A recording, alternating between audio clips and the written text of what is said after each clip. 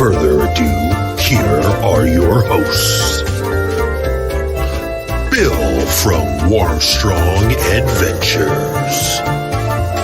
And Scott from Controversial Cruising.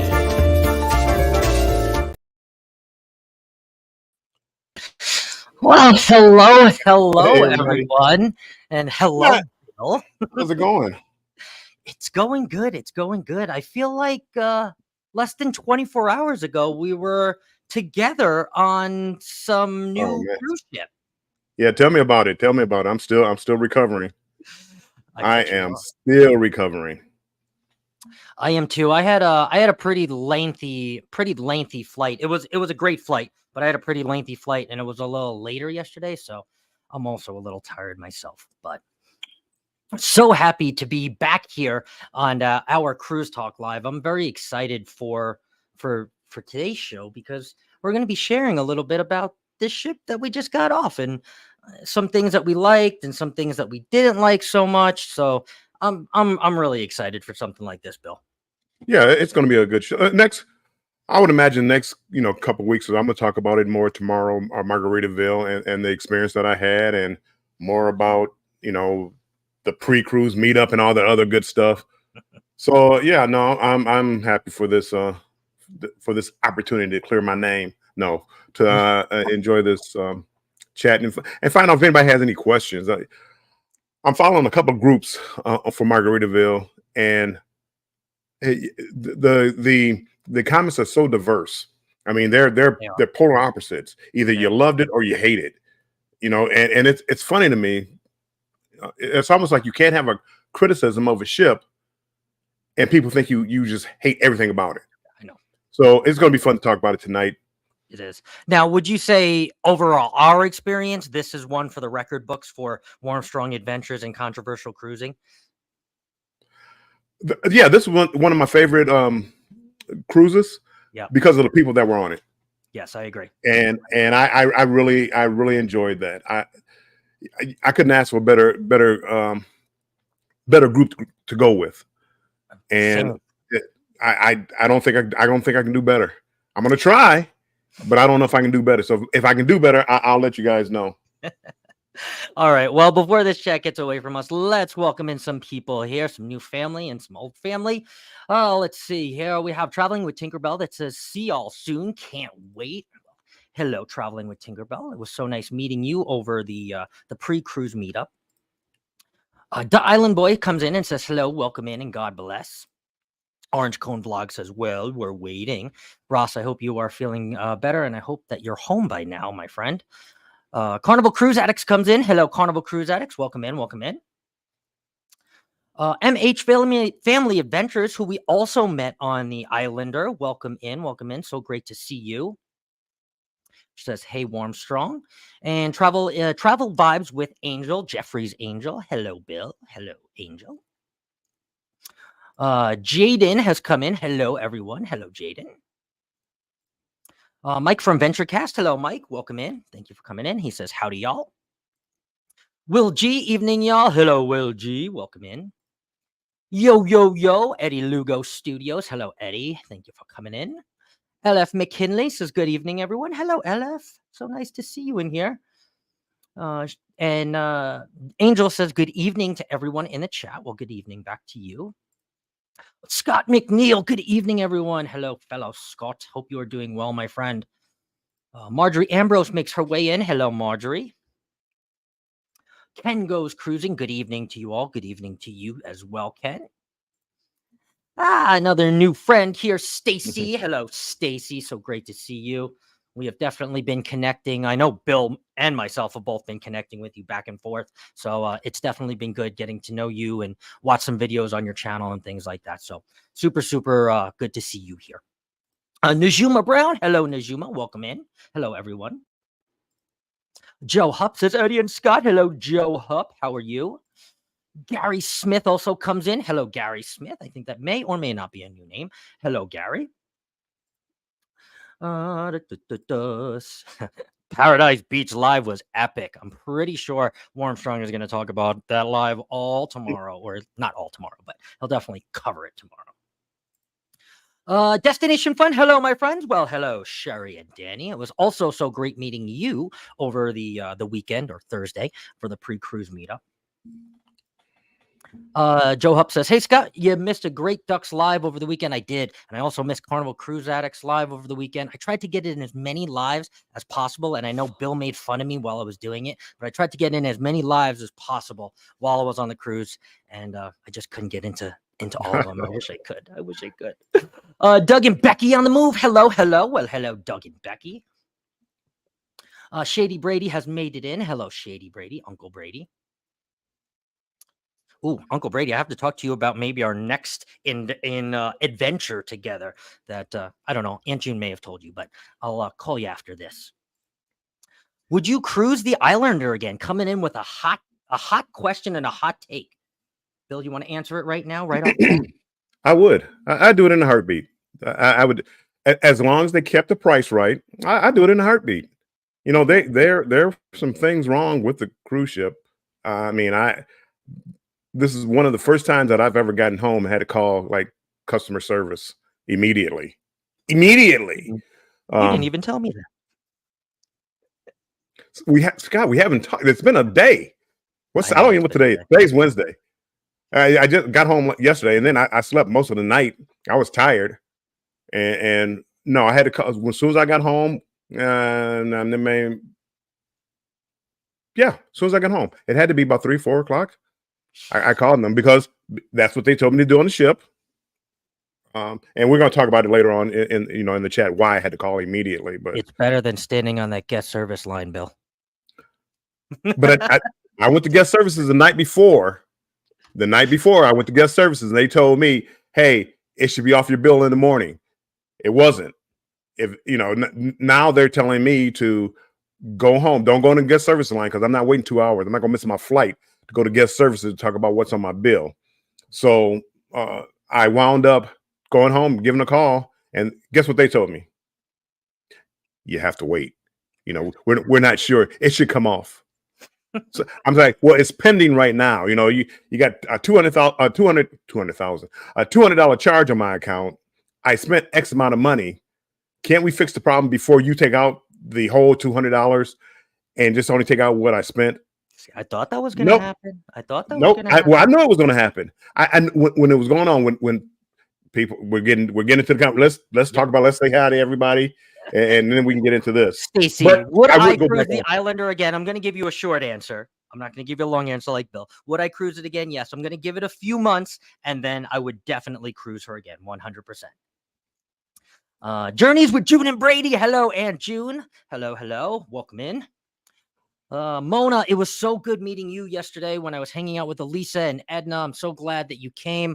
I'm so sorry I gave you the rat race around Tampa. I actually gave her 2 wrong places, and somehow or another, she still showed up to Metro Diner and had a wonderful time with us. So thank you so much, Mona. You are such a bright light and such a refreshing breath of fresh air for me. So, and we had never actually met. It's been 5 years that we've been talking back and forth, and you are a real friend. Well, we always say real friend and family. It's so much harder to get them to support us. And you've been supporting me since back in the fitness community and now into the cruising community. So thank you so much, Mona. Let's see. Yes, it was definitely so nice to meet you. Wow, it was definitely so nice to meet you guys too. It was so awesome. Trish the Natural comes in, says hi, Warmstrong. Hello, Trish the Natural. Trish. Well, Ross, we are all sending our prayers and love your way, my friend. Yeah, I guess he had a little setback. It doesn't look major, but he had a little setback. So, Ross, get well soon, my friend. Joe Hop, hey Bill, it's an honor to put a name to the face.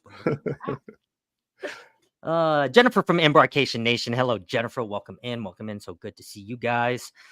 Alice Lugo Studios. Hello, Alice. She says, hello, Scott and Bill. Hello, Alice. Hope you are having a wonderful day. Let's see here. And Stacy says, thanks for the support. I'm a new channel, still trying to find my way. We are all new channels trying to find our way. As long as we are still learning stuff about YouTube every single day, I think we're all little channels at heart. So that's super. It takes a while. It does. Jennifer Ocean Homestead. Hello, Jennifer. Welcome in. Katina Smith says, "Hey, Bill, Scott, and everyone. Hello, Katina. So awesome to see you here." Gutters says, "Hey, yo, Gutters, what up?" Thank you for coming in, Gutters. Always awesome seeing you. It's everyone's favorite couple, y'all. They're here. What up? Yo, Ngeki, welcome in, guys. They're part of the reason why, when I said this is one of the best cruises I ever went on, this is part of the reason right here. Mm-hmm. If you ever get a chance to cruise with your favorite couple, you do it. And I guarantee you're going to have a good time. Some of the best smiles on YouTube, y'all. Some of the best smiles. Always. Let's see. Liz, it was an amazing show. I was so bloody nervous at first. It's kind of like Warmstrong before I hit the live button. Just kidding. Oh, just kidding, buddy. I get nervous every time before I go live. I get nervous all the time. Greetings, Andy Heinrich. Hello, Andy. Awesome to see you, my friend. Savage Batman. Hello, Batman. I think we're all safe now. Batman's here to protect us. Yeah, I guess I did give you a tour unintentionally, but I'm thank you so much for still coming. Love you so much. Let's see. Right back at you. No tears. No tears. Only laughs. Let's see. Bill, you should have a shot of tequila for the live tonight. No, thank you. No. My liver says no. Sweet Acres. Hello, Sweet Acres. Hi, guys. Y'all favorite couple says y'all are amazing. You guys are amazing too. Right back at you. Can I say something real quick? Destination Fun. You know we're going on Utopia, right? You always do all this talking about me drinking. You wait till you start drinking on Utopia. Okay, I'm done. Be ready to see the video of that. See the video of that. I can't wait. Mayhem and Miracle says, "Hey, I made it in. Hey, Masha, welcome in. Thank you so much." She reminds us 22 here. Smash that like. Thank you so much. Appreciate you. Shared us out. Appreciate that as well. Thank you. And I think we are down to the bottom with all 39 of us in here now. So let's get right to it because, Bill, I know we have a pretty jam-packed show here. We have 10 things to go over that we absolutely loved, and we have 10 things to go over that we absolutely hate. Now, we've done a show like this before, and the format that kind of works out the best is we're going to go back and forth one by one on the things that we loved. We're going to give a little intermission, look at the chat, and then we're going to go to 10 things that we hated. Sounds good to you? Sounds good. Do you have your list ready? I do. All right. You made sure of it, didn't you? I did make sure of it. All right. So we will start off with the positive things, the 10 things that we absolutely loved about the Margaritaville at Sea Islander. I will kick things off here since I'm on the top of the list. Number one, we will start with the crew. Okay. I have not seen a more happy, a more bubbly, a more excited crew. And yes, I do know that this was an inaugural sailing. And yes, it is their first sailing. They are trying out contracts. They're trying so many different things. So they are definitely filled with energy.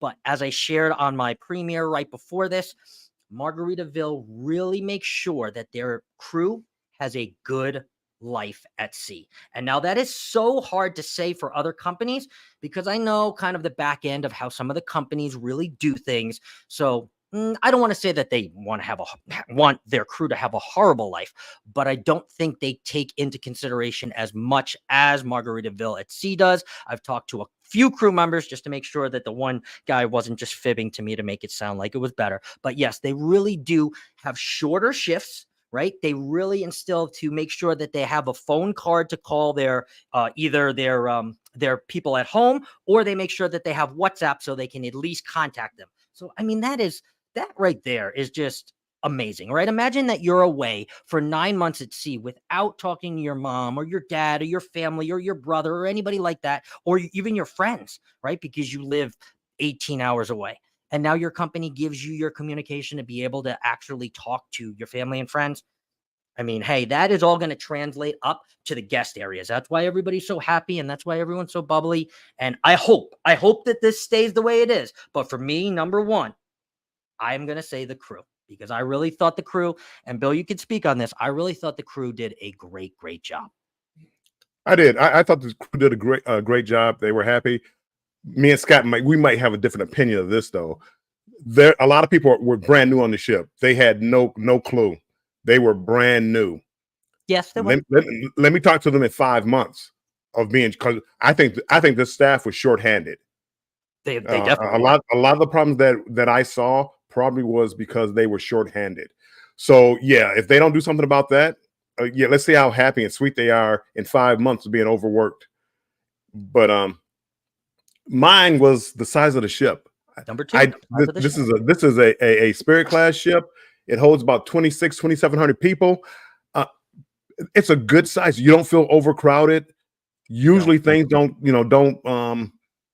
as far as like debarking or embarking the ship, it doesn't take a long time.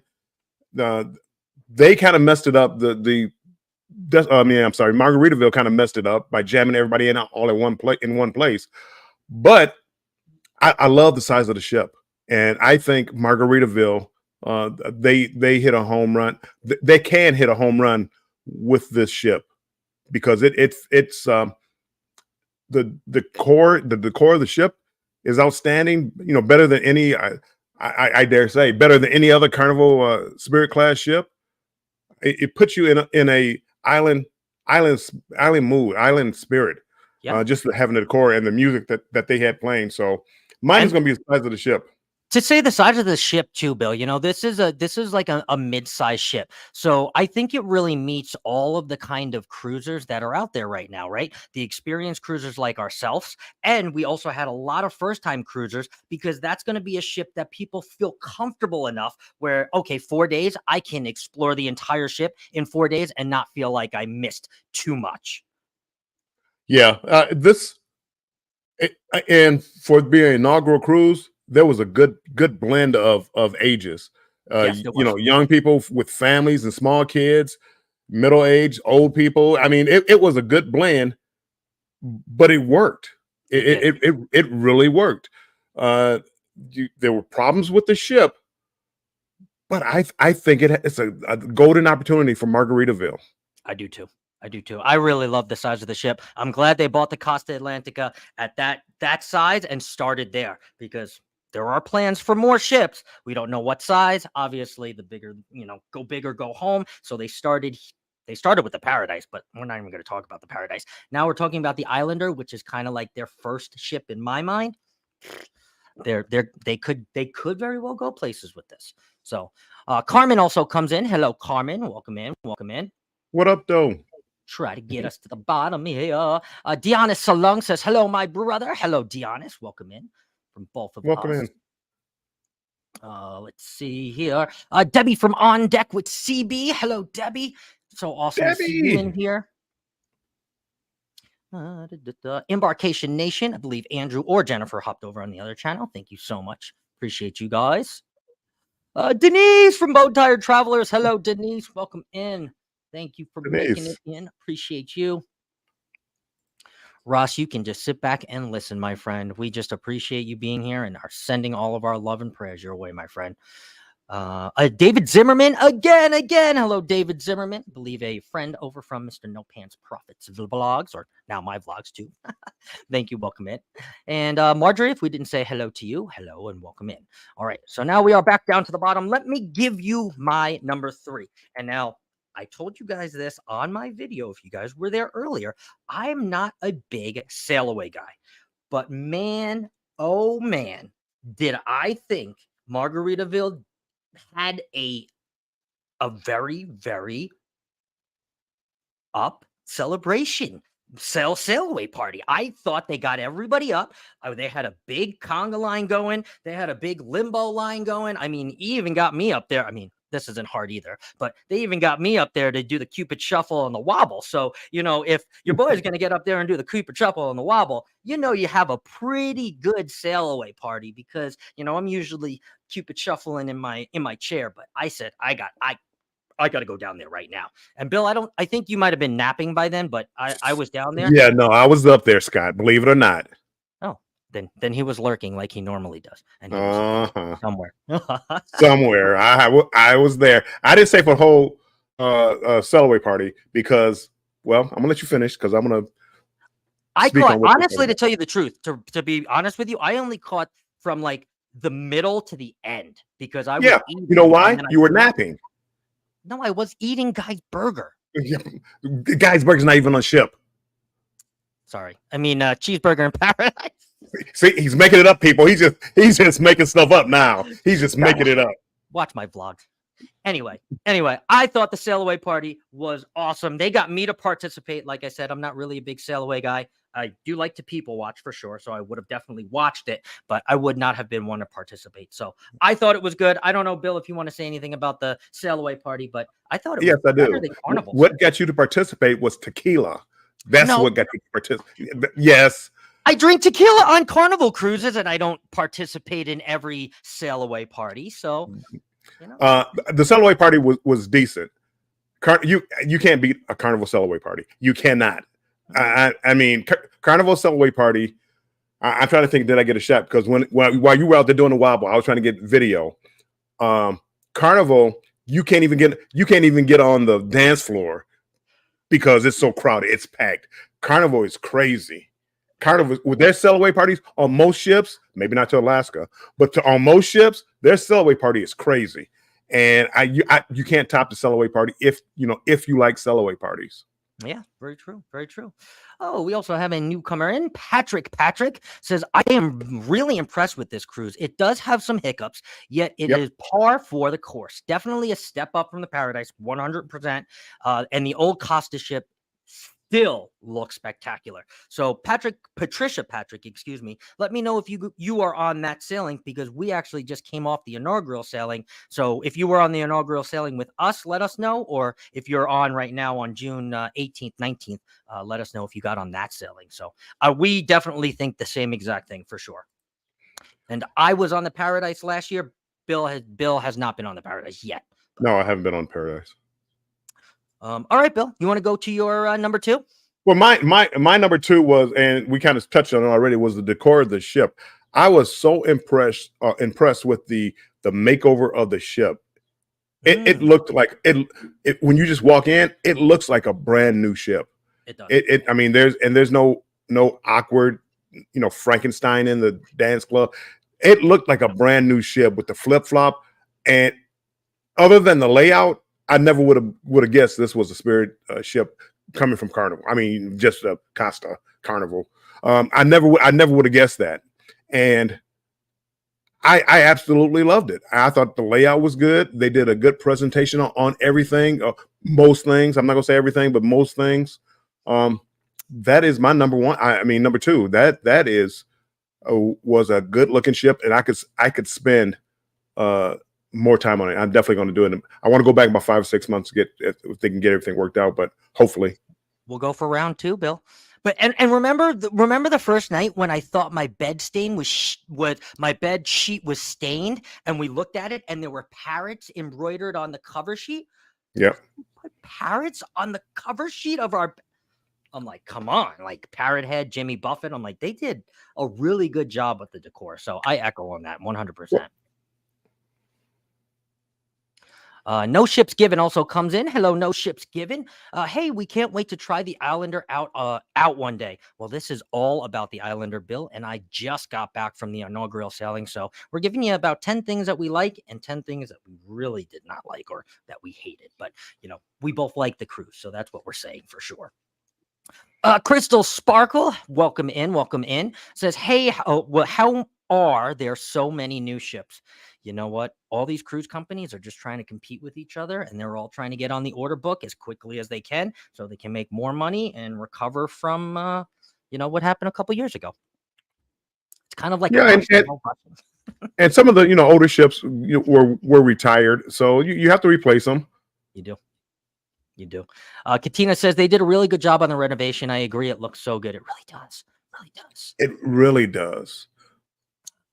Ivy comes in. Hi, Ivy. Welcome in. Thank you for coming in. Katina says, yeah, who's having the group cruise on the Islander? Elisa and I were talking about that one. We need one. Maybe me and Elisa. Maybe me and Bill. Maybe me, Bill, and Elisa. I don't know. I would wait a few months, but I would definitely if they keep the price point right, I would definitely recommend it because everybody could afford it.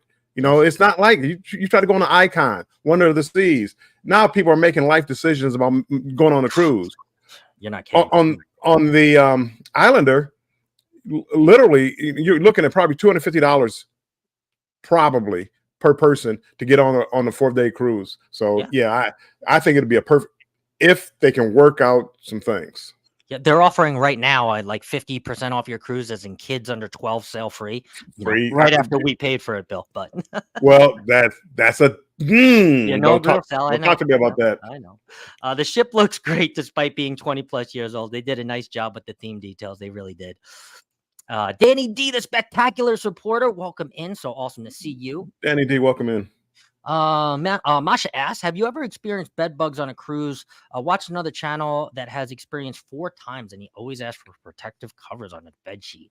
Bill, have you ever experienced bed bugs? Maybe it's them. Did I say that out loud? No, I never have. I've been on the Margaritaville was my 50th cruise, and I've never saw one. I've never been on a cruise where they said there were some.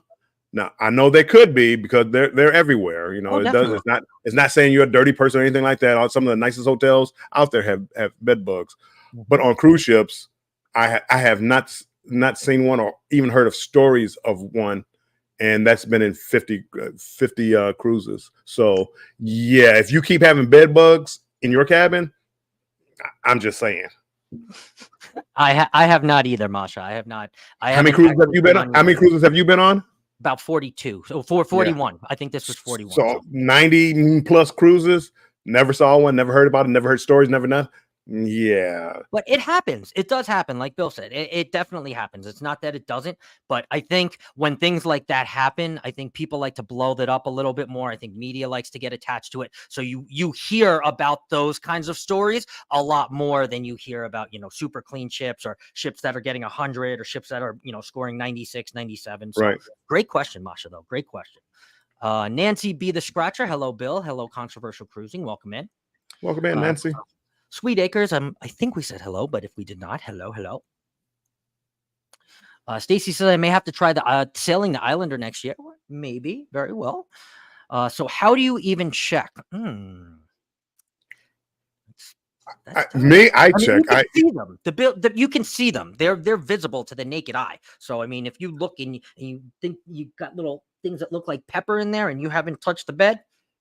And when you look in the crevices, they don't like light. So you lift up the mattress, look, where they tuck in the sheets and things like that. Look in the corners of the room. They don't like light. So you have to look for them. And I look when I go to hotel rooms or when I go to on a cruise ship, I look. Yep. I pull the sheets back. I'm looking. I've never seen them. Knock on wood. Knock on wood. We're all I've been lucky, maybe, or somebody's just been unlucky. Right, Margaritaville is budget friendly. I love that. Great for families. There were a lot of families there for sure, and everybody got along. It seemed like really everybody got along. Mm-hmm. I saw really no problems. The strollers, the wheelchairs, everybody got along. Everybody kind of stepped to the side for the strollers and wheelchairs to get into the elevators. It was a nice group of people. Then again, this is the inaugural, so that's usually the best behaved that you're going to get out of a group. So the Bud Files comes in. Hello, Bud. Welcome in. Denise says, I'm saying what Bill said. Maybe it's them. You know what? I mean, I don't know the people, but I don't know how many cruises they've been on. I mean, you're looking at 90 cruises right here between us. We've never seen it. And we've been on a lot of different ships, mostly Carnival for me. Scott's been on a lot of different ships. To me, it's rare. I think it's the topic now because it made front page on some news show, and now everybody's making up these videos about it. Right. But I have yet to see it. Yes. Hello, Gloria. Welcome in too. Welcome in. Hello. I have never experienced bed bugs. That would be the end of my cruising. I know it'd be an itchy end to your cruising for sure. No, I see. That's like saying, if you saw one in a hotel room, you never go to another hotel room ever. I wouldn't. It wouldn't end my cruising. I definitely would pay more attention, but I wouldn't let that ruin the cruising experience for you. Yes, and Masha too. At the end, Maybe for that I'm case, going to maybe, but star all these here, and then we are going to go back and we are going to answer these. I just want to make sure that we get to our top 10 list and get down to the bottom of the chat. But I am starring every single one of them. Don't worry. Let's see here. Hello, Will. Together we travel. Let's see. Grandma has made it in. Hello, Grandma. Thank you for the hearts. Grandma. Thank you, Grandma. Carmen, if we didn't say hello, hello, Carmen. Mike and Rihanna's Adventures. Hello, Mike and Rihanna. Welcome in. Thanks for coming in, guys. Again, starring this too. We will talk about that. Danny D. Hey, everyone in trouble, Eddie. Shady Brady says, I haven't had bud bugs either, but watch out for the crotch crickets, Uncle Brady. And 17 cruisers for us, no bugs. So there you go. Thank you, Globies. We appreciate that. I know we're making Denise itch. Everybody stop talking about bed bugs. We're making I know, right? For us to travel that far and that expense, we may have to do a back-to-back. Yeah, it may be possible. Maybe possible. Hello, Nancy B. Coming in on the YouTube side. Welcome in. Welcome in. I love watching y'all's videos while you were on the cruise. So much fun. We appreciate you tuning in, Grandma, while we were Thank you so much. Let me make sure I didn't miss any other questions here because Mayhem and Miracles asked some really good questions, and I want to get to those at the end of the show. All right, Bill. So I am up next. We are going to go with number 5. Okay. And okay, you can make fun of me if you want to for this one, but the amount of bars for the size of the ship. Okay, so now there are 13 unique bars, or 13 unique bars and 12 eating restaurants. We're not talking about the eating restaurants. 13 unique different bars all over Margaritaville at Sea Islander, and that really spread a lot of the people out, or the drinkers out, to go to all the different bars to try all different things. I know I had a favorite bar, which is going to be on this list, so I'm not going to tell you right now, but the 13 bars there really got to spread people out. It really got you to try different drinks. Each bar, for the most part, had some sort of unique drink or some kind of unique menu or some kind of uniqueness about it, whether it was the design of the menu or what was on the menu or what was offered there or what was playing as far as live music. So I really thought the amount of bars for the mid-size ship that we were on, Bill, I thought we had a lot of options to go and drink. We did have a lot of options. The only thing I will say, they weren't very original. They looked at a Carnival ship, picked out their bars, changed the name, and put it on the ship. Well, yeah. So you don't think so? No, I mean, no, definitely. But I mean, almost every one of the bars were Carnival based. The Alchemy Bar. It was the Hemisphere Dancers Bar. So, I mean, okay, you don't really have to recreate the wheel. And I'm not saying they were the best bars, but I'm saying the amount of bars, 13 bars for the size of the ship, I felt like was a great starting point. It was. I mean, you had plenty of bars. They could have got more original with the bars. That's the only thing I'm saying about that. I'm not knocking the number of bars. Maybe you did say the number of bars.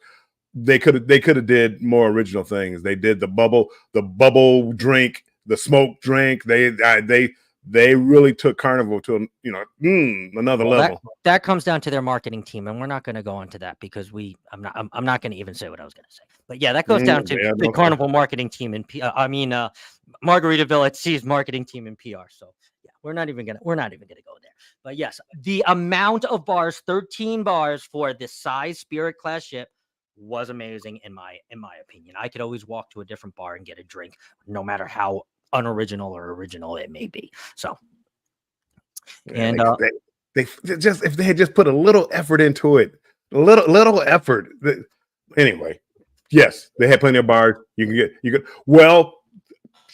hold on. When we go negative, I'll go negative. I'm going negative now, so I'm gonna wait to go negative. But for the amount of bars on, don't be thirsty after 11 p.m. For the amount of bars on the ship. Don't get thirsty after 11. People, I can't even stop them, people. I'm sorry. Once you 13 get bars, ramp, a lot of bars. How many should they have? Sorry. Well, if you look at these bigger ships than we were on, like the XL class ships, they're into the 16, 17s, and I'm sure somebody is going to top it and say they have 20 bars at some point. Maybe the Utopia of the Seas will have 20 bars. So I don't know. I mean, 13 was enough for me. So we're talking about the amount of bars. So let's Yeah. move on and let's let Warmstrong go on to his next one. Bill, what's your next thing that you love about the ship? Number 3 for you. For 3 for me, I love the music on the ship. Mm. It was a good blend. I was expecting more like country, like Jimmy Buffett, 24 hours a day. It wasn't like that. They had a good blend of music on the ship. The only thing that I probably missed, and they may have had it, was maybe like a jazz band.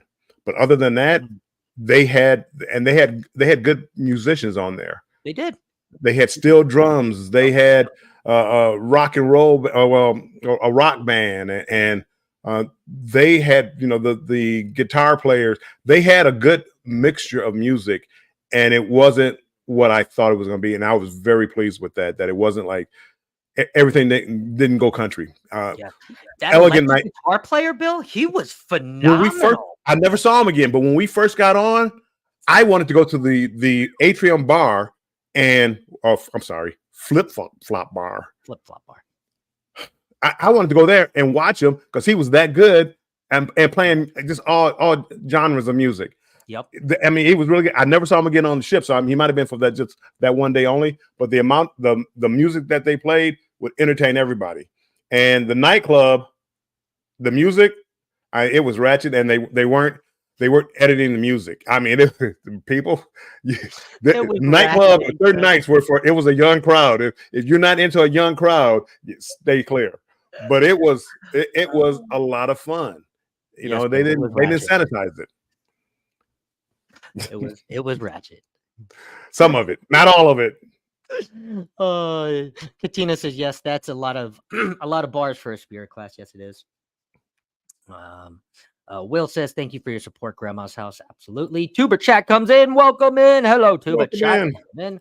Jeremy D-Day. Hi, everyone. Hello, Jeremy D-Day. Jeremy. Yes, it was a good variety of music and a great playlist on the sail away. Yes, it was a good playlist on the sail away. Let's see here. Okay, we are down to the bottom. And Nightbot is still confused here. That's me. That Nightbot is doing his job. I'm the one. I didn't get up there and change it. All right, let's get to my next one, and I will echo off of what I just said before about the 13 bars. And I'm going to talk about now my favorite bar on the ship because, yes, it did make the menu. There is a bar, and now all of you Carnival Cruise addicts or Carnival Cruisees, right, will say, oh, well, that sounds like Carnival. Okay, well, it maybe does sound like it a little bit. But there is a bar on the Islander called the Havana Daydreaming and Sports Bar.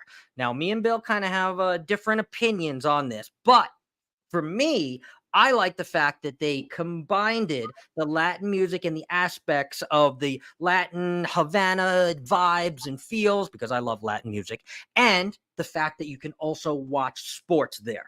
Because there was 4 TVs in there playing the finals for the NBA. So of course, maybe you wouldn't be able to hear the sound if you were somebody that likes to hear the sound, but at least you could watch it while you're, doing a little salsa and getting your drink on.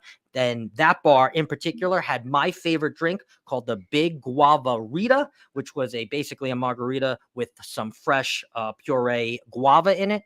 And it was not too sweet. It was not too sour. It was just the right amount of everything for controversial cruising. And I loved that drink. That was the best drink. And you can only get it at the Havana Daydreaming Sports Bar. So that's why I liked it so much. Bill, would you like to chime in? Yes. Yeah. This is Carnival type stuff here. Combining the sports bar with the Latin bar, that's Carnival type. I mean, it's like, why would you do that? I love it. And the bar itself was as weird as can be. You have the main area right here and a bar off to the side. Then you have like 3 separate rooms. So it's not like one big room. It's like there's 4 rooms. And it just the layout was just weird to me. Yes, they had TVs on.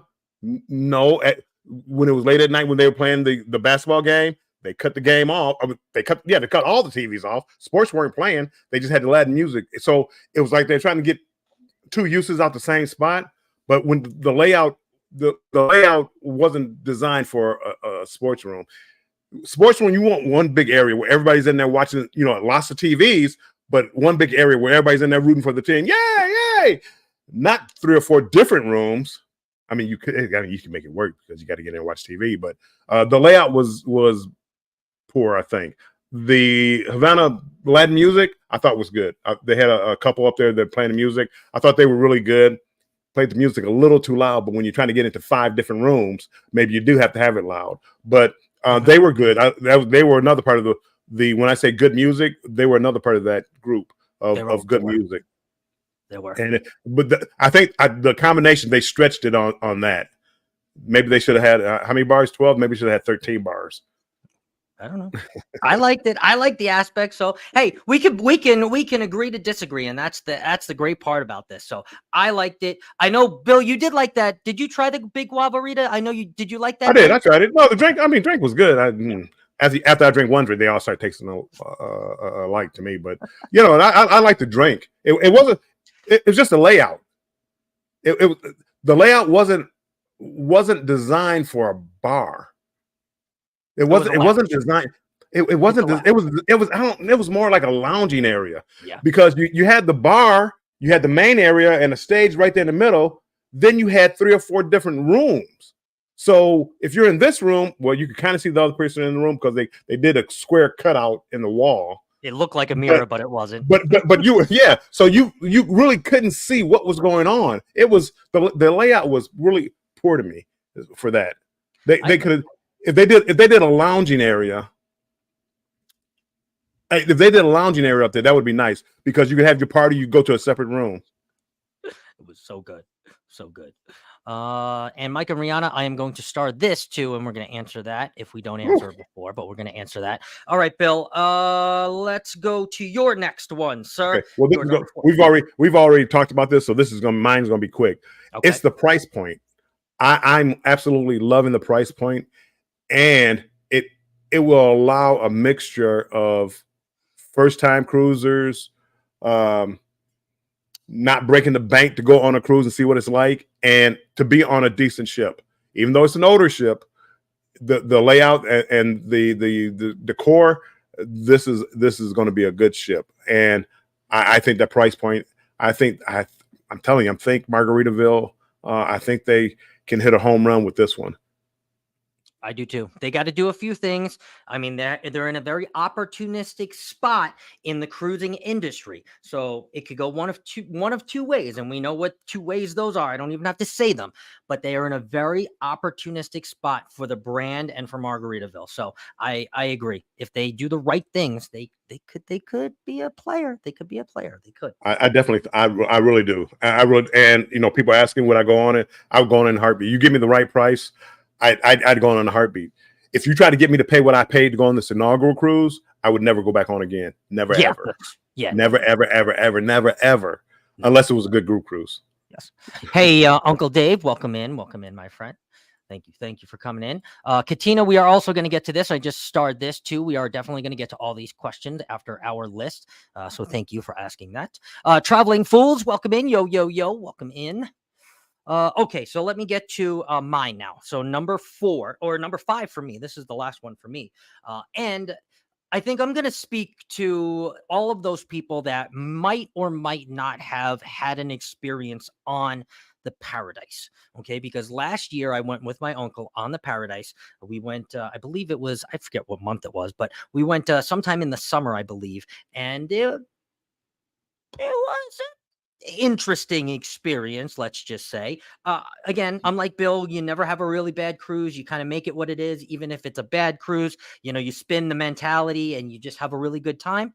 It wasn't like a horrible cruise, but it was definitely no player in the game. You looked at Margaritaville and you were like, yeah, okay, you guys are gonna compete. Okay, yeah, with that tin can, with that ferry boat, yeah, good luck.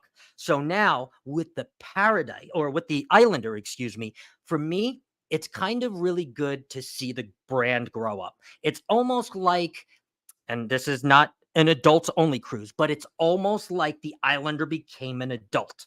It's like, this is what Margaritaville should be. This is the starting of Margaritaville. So for me, someone who likes Margaritaville, someone who thinks that this brand can gain traction and really set fire in the cruising industry, it's really nice to see them finally grow up and kind of put their big boy pants on and do something like this. Yes, there were problems, and we're going to get to the problems right after this, but it is nice to see them do something better than the Paradise and say, hey, now, what do you think, people? Now, what do you think?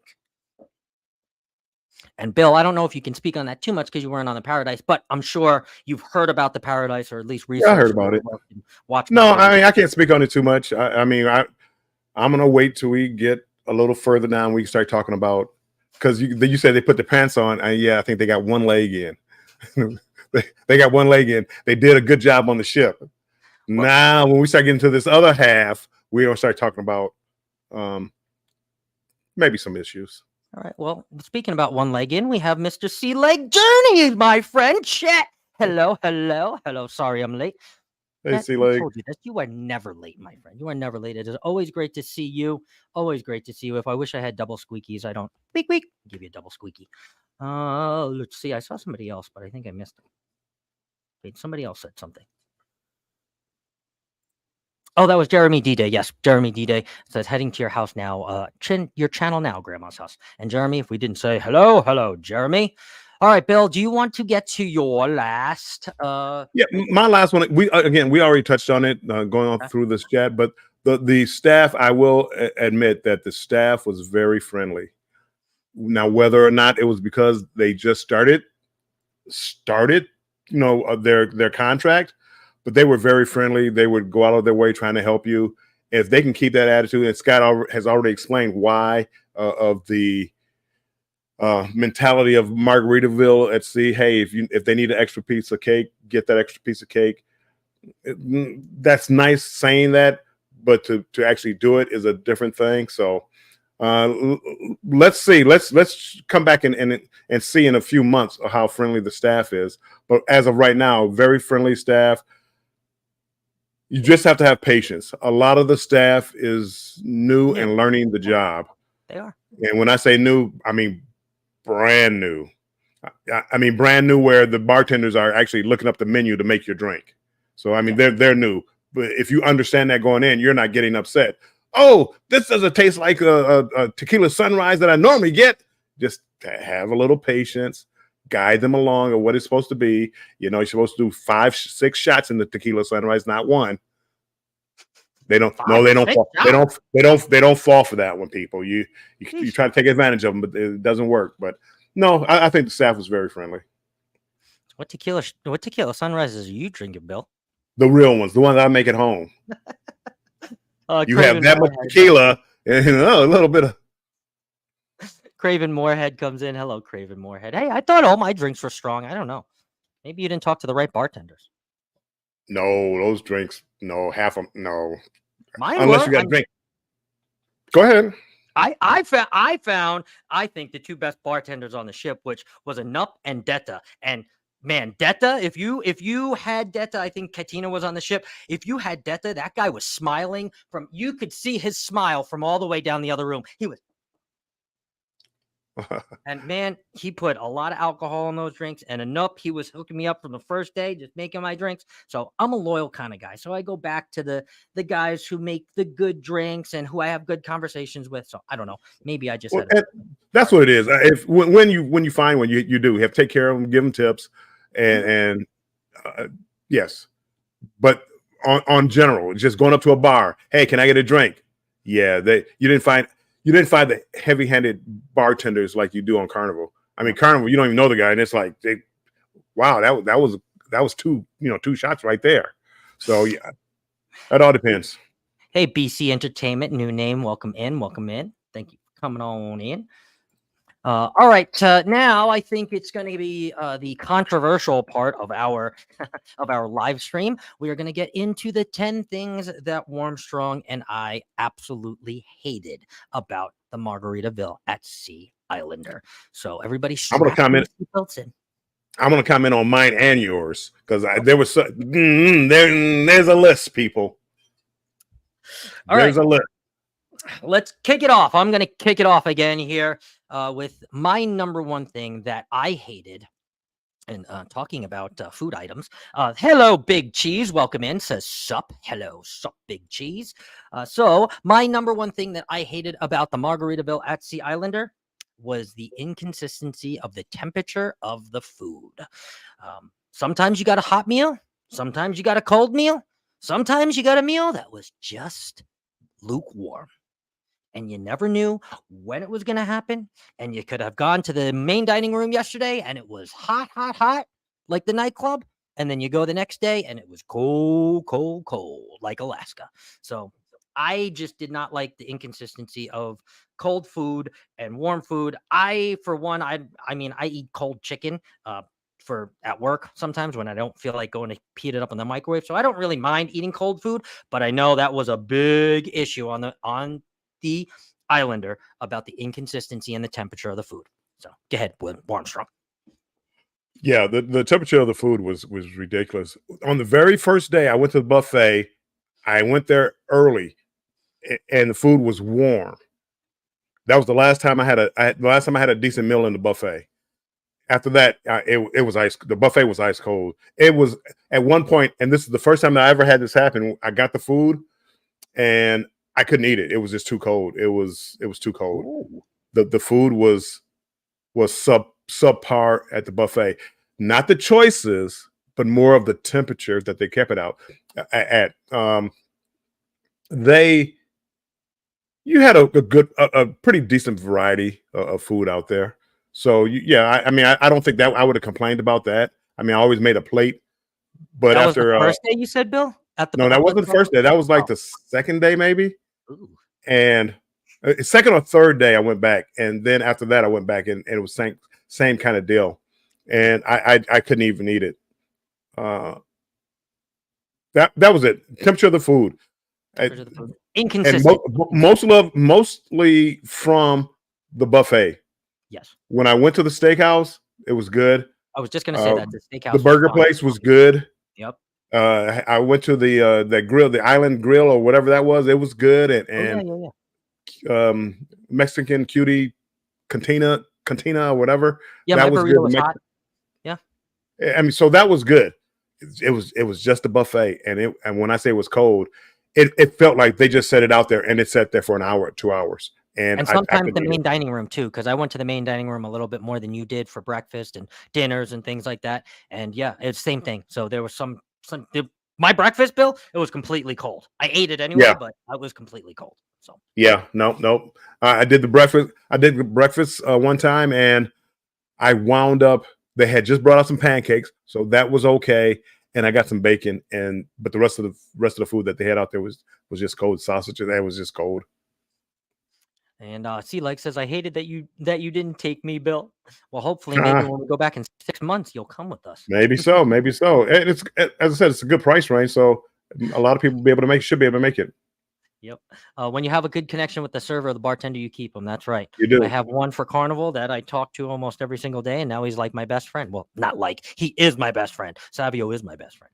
So I've known him for almost 16 years now, just cruising together. And we hang out in ports and all that other things. And I check on him when he's at home. Absolutely. Oh no, ice cold food, gross. I feel you. Yeah, it was gross. It was gross. At least it wasn't everywhere. That is true. No, it wasn't. Sad they couldn't get the food right. Just stayed liquored up and you wouldn't know. I mean, I think that's kind of. When I was liquored up, I knew it, and that was a problem. All right, Bill, you want to go to your first one here? Yeah, I'll say I was talking about the food because this is another one. If you don't know what you want to eat after 9:30, there are no options. You go to pizza. There's no room service at least on this cruise. There was no room service, no late night menu, no nothing. After 9:30, it was pizza or you didn't eat. Yep. And I had pizza every night of the cruise. Yep. And I'm tired of pizza now. No, so deli that either, nothing. I mean, there's no options. Nothing. No room service. I would pay for it. Just give me an option. Nothing. And there were advertised room service too. I don't know if you looked on the website, Bill, but it actually says advertised as I didn't look at the website. Well, I won't get to the website because the website is another problem. But I know. I mean, they need to fix that, or just be prepared that just knowing that after 9:30, whenever the buffet closes, which to me it closed early one night. So yeah, it did. You said that. yeah, I mean it there was nothing to eat. No Now, snacks. There's one exception, and I know you don't do this, Bill, but and most people probably won't do this when they're drinking either.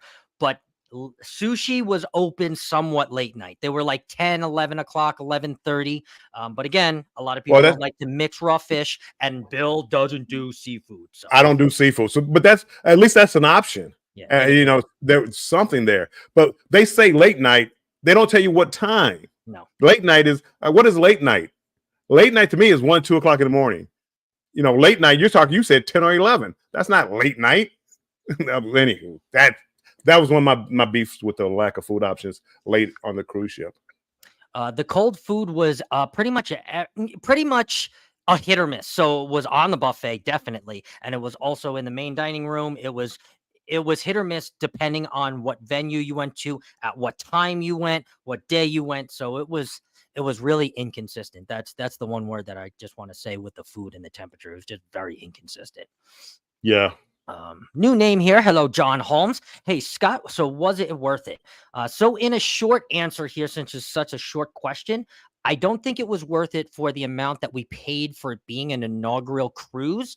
Had this been any other day, like let's say me and Warmstrong decided to go in August and we got on for like, I don't know, $200 or something like that.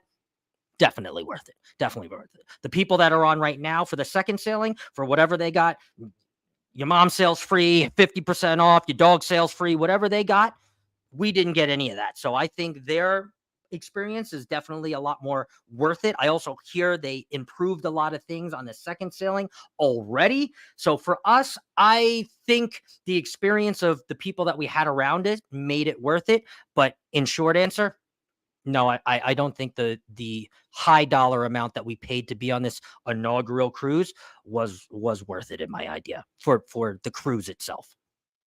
And I mean, I do feel like they overcharged us, but I don't mind inaugural cruise. I don't mind too much, but they could have done better with the food.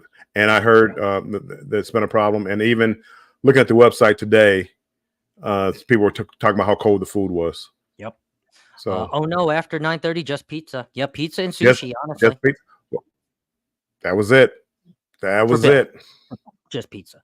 That was my next question. No midnight buffet, no quick bites, no. And honestly, every night Bill would stand on the line and I would go around just to do a circle, just to make sure there wasn't like a buffet open or there wasn't a secret, line that was just like, French fries and chicken fingers or something. Nothing, not even fried cauliflower. And honestly, by day 3, I would have taken a big fat plate of fried cauliflower. Anything. Anything other than pizza.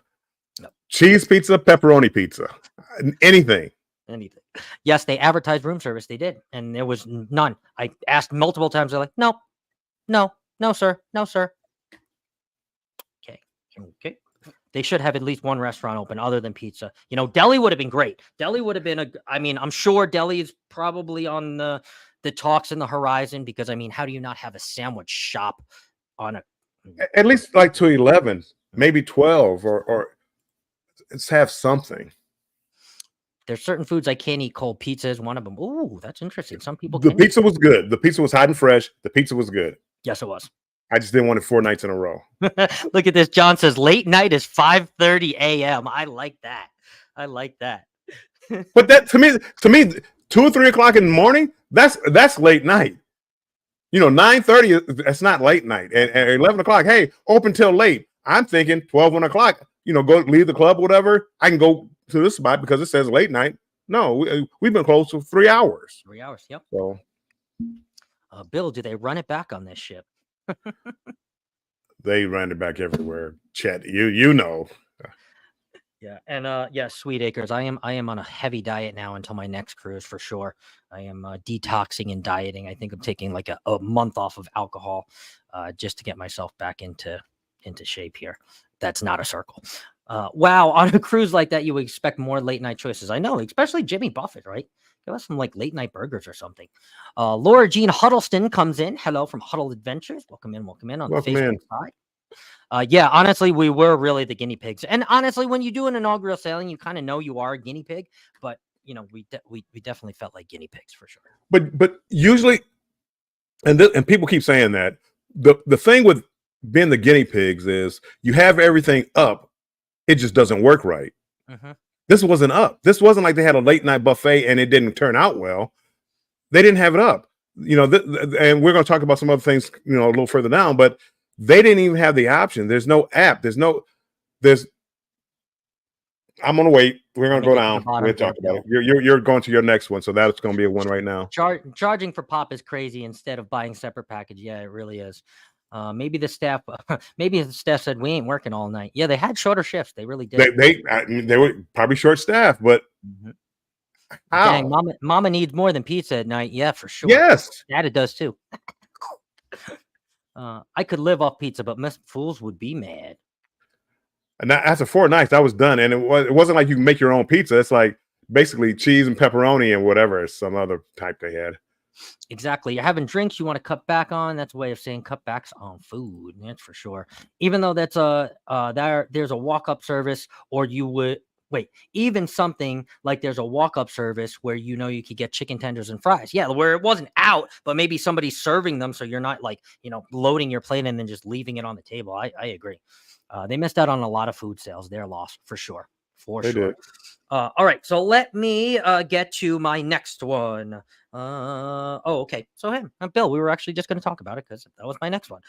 The fact that there was no app or kiosk for you to maneuver your scheduling or your finances around, it drove me absolutely bonkers that I was getting charged for things or seemingly getting charged for things, and I had no way to check my balance. I had no way except for standing on the long guest services line that everybody was standing on and waste my vacation to check how much I've spent. You can't go on the website. You can't go to a kiosk. You can't go anywhere but guest services to check your balance. You can't pay off. You can't add anything. Everything is done through guest services. And to tell you how antiquated of a system that is, it just makes a freaking mess. It makes a mess every night for the people working there, for the people standing there.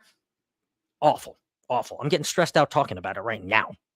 Yeah, no, that was a big one, and it's kind of leading to mine. So we can combine these together to save time. The electronics, the Wi-Fi, once they got it working, it worked okay. It wasn't the greatest, but it worked. So I don't have a problem with that. But no kiosk, no app to look at what's going on for the day. And if you ever had a question about anything, you really had to go to guest services and get in line. And let me look and see if we have anything. Okay, no, we don't have so people going to a bar. I went to every bar, almost probably every bar, and they had 5 different ways of keeping track of a receipt. One, there was no receipt. One, there was a handwritten receipt. One came out of a machine, and one they looked up on a sheet of paper to see if you had the drink package. It was like 5 different ways. How they kept track of who had what drink, I'll never know. And on top of that, since we're here complaining, I am at least, I bought the drink package, and you prepaid gratuities. Every time I got a drink, they charged me 18% gratuity. On top. On top. I already paid it. It's already been paid. Every time I got it, it should have been free. Here you go, Mr. Armstrong. Have a nice day. Armstrong Adventures, no use government names here. It should have been just give me my drink. Nope. 18%. Hey, what's this for? Oh, it's going to come off. Don't worry about it. And it did not. And then I went to the stakeout. There was an additional gratuity, and then there was also a line for you to add additional gratuity on top of that if you wanted to tip even more than the forced gratuity. That was a double gratuity. Instead of the 36% that I'm already paying, you wanted me to tip more, which I did if I found the right bartender who did. I tipped in cash, but I did tip them on. I tipped them on top of it. Yep. But It was ridiculous. I went to the steakhouse, prepaid a steakhouse. I went there. They charged me a steakhouse and 18% gratuity. Steakhouse, I think, was $49 plus 18%, Yep. plus a glass of wine. Yep. They charged me. Hey, what is this? Oh, don't worry. Sign the receipt, because this one had a handwritten receipt. Sign the receipt, and it should fall off. It should fall off in the morning. What do you mean it should fall off? It should fall off. They'll take it off your bill. They're gonna look up our registers aren't working. It should fall off once it goes through the accounting department. It should fall off, and it never did. And when I was talking about, I called immediately when I got home. This is why I had all these gratuities for drinks that I paid, and the steakhouse, and it hasn't fallen off yet. The morning of, I know I'm going way overboard here, but the night before, they wanted everybody to close out their account by going to guest services. Oh God! Oh. It was crazy. I'm like, I'm not going into a 3-hour line on the last day of the cruise to stand in guest services to see whether or not it's zeroed out. I'm not doing it. Longer than that. It was probably longer than 3 hours, Bill. It was all the way down to the casino. I said, I'm not doing it. I'll wait till the morning, and when we get our bill to see whether or not it came off, it didn't. I'm talking. They said to call when I got home. You could stand in guest services to call when you got home. I had it on a credit card, so I said, well, just keep it, and I will, if I have to, I'll dispute it with the credit card company. But that was the worst, if anything. And a lot of people want to write it off. We just started. This should have been almost like the first thing that you got up and running. Finances and electric. Those are the two things that are gonna really that make things work a lot seemingly better than they did. Finances and electrics. Remember that. Finances, electrics, and they had none. Nothing. I mean, did they have finance team? Sure, they did, but I don't know. They were somewhere in Margaritaville.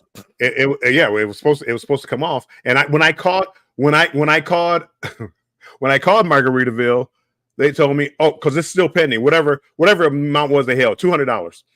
Whatever amount I owed is still pending $200. So they haven't taken out of that $200. They haven't taken it out yet.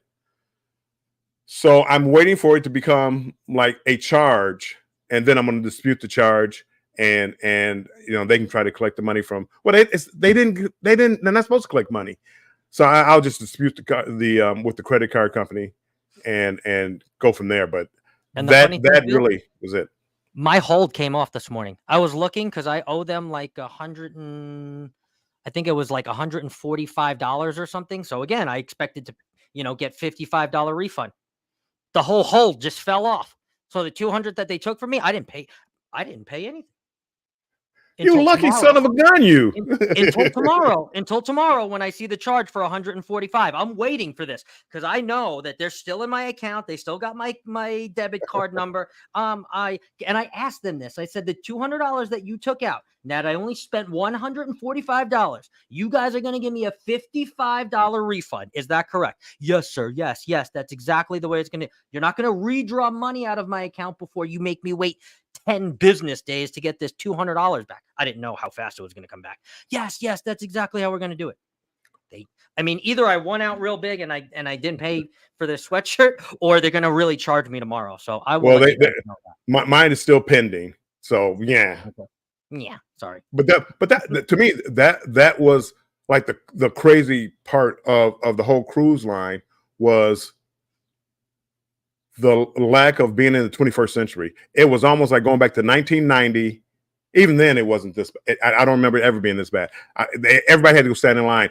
People, it was so bad. And you're going to get a dose of this tomorrow because this is kind of like we're going to run out of time here. And thank you for all 42 of you being here, plus the 6 on the Facebook side. Appreciate it. Thank you, guys. One of the biggest problems, I bought the drink package. And to activate the drink package, you had to go stand like in guest services line to get a sticker to put on your card. So that meant that to get a drink, you had to go wait in a line for half an hour, 45 minutes to activate your drink package while they looked it up. Yes, that is true. However, you did have a bad roommate at that time who seemingly got another sticker for his roommate from the bartender that I loved on the ship. He gave me 2 stickers because he asked about you and said, "Where's Warmstrong?" Well, he didn't say that, but he said, "Where's Warmstrong?" And I said, "Oh, I don't know where he is. He's around the ship." And he said, "Oh, okay, give him this sticker and put it on his card." I said, "Okay, I don't know when I'm going to see him." "Okay, that's And fine. he never gave it to me, people. He never gave it to me, by the way. I was on my way to give it to him, and then he told me he got another sticker. So I just kept Well, both of them, and then one of my friends on the ship got the sticker. I was in the atrium, not the atrium bar, the flip flop bar with Edna and V, and I guess they had been dealing with a bartender. So I handed him my card. He looked up my number on a piece of paper somewhere and gave me a sticker. Yep. So I didn't wait in line, but everybody else, I'm looking at the line because I'm like, because I'm arguing, not because I appear to be argumentative, but I'm like, you want me to go stand in line to activate something I paid for ahead of time? That was just crazy. To me, it was just crazy. It was crazy. VentureCast says, "Wow, that kind of discouraged me from trying. I guess I'll wait again. Wait to see if it gets fixed." Yes, I'm definitely waiting. Give it a 6-month breather. Your favorite couple says, "We shall see. We shall see." And Lizette Living comes in. "Hello, Warmstrong." She says, "Hello, Lizette." Okay. So next, I want to answer the question that everybody asked before. Why are you wearing a jacket inside or a hoodie? Okay. And this is going to be, I'm really talking about the public areas because our room I thought was fine, except for like 45 minutes one night where I thought it was going to be freaking so hot in there, but it fixed itself. The inconsistency, again, I'm going to say that word again, the inconsistency of the heat and cold on the ship. You would walk to different parts of the ship and you're like, "Oh my God, it's so cold in here. I got to go get my hoodie." And then you'd walk to another part of the ship that was supposed to have AC and it was just hot. And I was just taking off layers. I was like, "Oh my God, I'm so hot, I'm sweating." So I couldn't find the right place that had the right temperature. It was a different temperature all over the ship. I don't know if you felt the same way, Bill, but that's why I was always wearing this hoodie from the time that I bought it. Go ahead. Okay, people. Now, people, you have to follow me here. And if you know Scott, if you've been watching his videos, I got something to say. Yes, every cruise ship, it's hot and cold. I mean, sometimes it's so freezing you need a jacket on. Watch when we did a pre-cruise meetup in Miami. Scott is wearing a coat. It was 95 degrees. Tampa. I'm sorry, Tampa. It was 95 degrees. He had a coat on. I'm just saying. So don't necessarily take Scott's word for how cold it was on there. 95, jacket on. I even had to go, "Scott, what's going on? What's up with the coat? It's 95 degrees. I'm burning up." Well, 2 reasons for that. It was part of my outfit, and it also hides my cruise rolls here that I have now a little bit. So thank you for having me admit that, I was trying to hide my cruise rolls there, Bill, for the pre-meetup because I didn't want everybody to think I was chunky. Okay. Well, you look slim next to me, so you should have been no problem. I would go back and watch his videos, people. You'll see that we were out in Tampa, Sparksman Wharf or whatever, or wherever we were at, and a jacket. It was 95. Don't look at my rolls, people. I started sweating because of Scott. Oh, Uncle Dave says apparently argumentative, Bill. Just a little and bit. our new friends, Portholes and Pixie Dust comes in. They also have some really good vlogs from this cruise. They were on the same cruise we were. Luckily, we got to meet them, Bill and I, when we did our own little bar crawl, which you'll see in my next vlog, I believe. Me and Bill did a little bar crawl, and we met them. Yep, check them out. They have a video out about the temperature of the food, and they did a really good vlog on it. And they did. I mean, I think they're catching some flack for it, here and there, but it is what it is. And, it's the truth. The food was cold in a lot of places. If you listen to Matt, you hear him say that it wasn't the end all be all. He was trying to be informed, and he was being informative about the temperature safety on the cruise, because there are certain foods that have to be at certain temperatures to make sure that they're safe for human consumption. So, well, that's why I don't know how you ate sushi. We're having a problem with temperature of food control, and you're eating sushi. Bill, don't get me started. That was the only thing there besides pizza. I understand that. I would have went to bed hungry instead of eating questionable sushi. Don't make me think about that. All right. Jeez. Scott's Well, going through you survived. changes. I did. Well, we're knocking on so much wood here. Maybe get out of here, Liz and Chris. Get out of here. See, I was hot constantly on the Miracle. See, I'm not the only person. See, now everybody's laughing at my rolls. Or Bill's giving us the truth. Yep, I know. See, cruise rolls, fat boy. I know. I can take them all. Come on, people. I can take them all.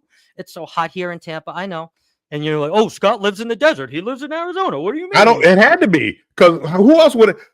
I mean, it wasn't like a little windbreaker. It was a jacket. It was like, Scott, you're killing me here. No, don't let him. It wasn't questionable. It was delicious sushi. I had it 2 nights and it was fine. It was perfect. It was great.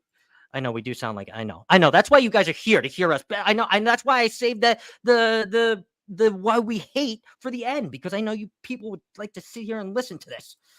And Christina says, I just subbed to you, Portholes and Pixie does. Well, we appreciate that.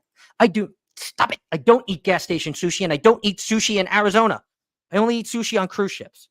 I don't know if that's a good thing. Denise, I got to go and do this myself. Come on, Denise. I thought sorry, Bill Scott. gave him. I thought Bill did that before when I was in my live to give Bone Tired a wrench because somebody's manager on my page. So now I'm just and I told you I couldn't do it. So Denise, I got you. All right, so let's get to yours, Bill, while I do this.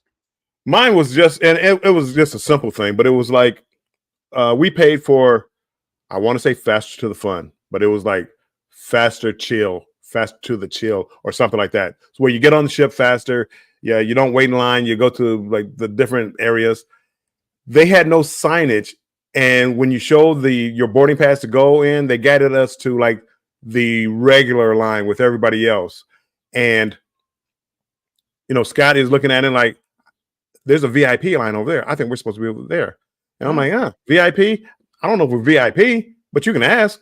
And they, sure enough, we're supposed to be in the VIP, and we go over there where there's no line. So we just zoom right in. If you watch this video today, you saw there was no line. We just zoomed right in to a room where there was like 9,000 other VIPs. It wasn't like of any other VIP room ever. I've never seen that many VIPs on the ship. There were 1,000 people in their VIP area. It really was. Oh my God. It was.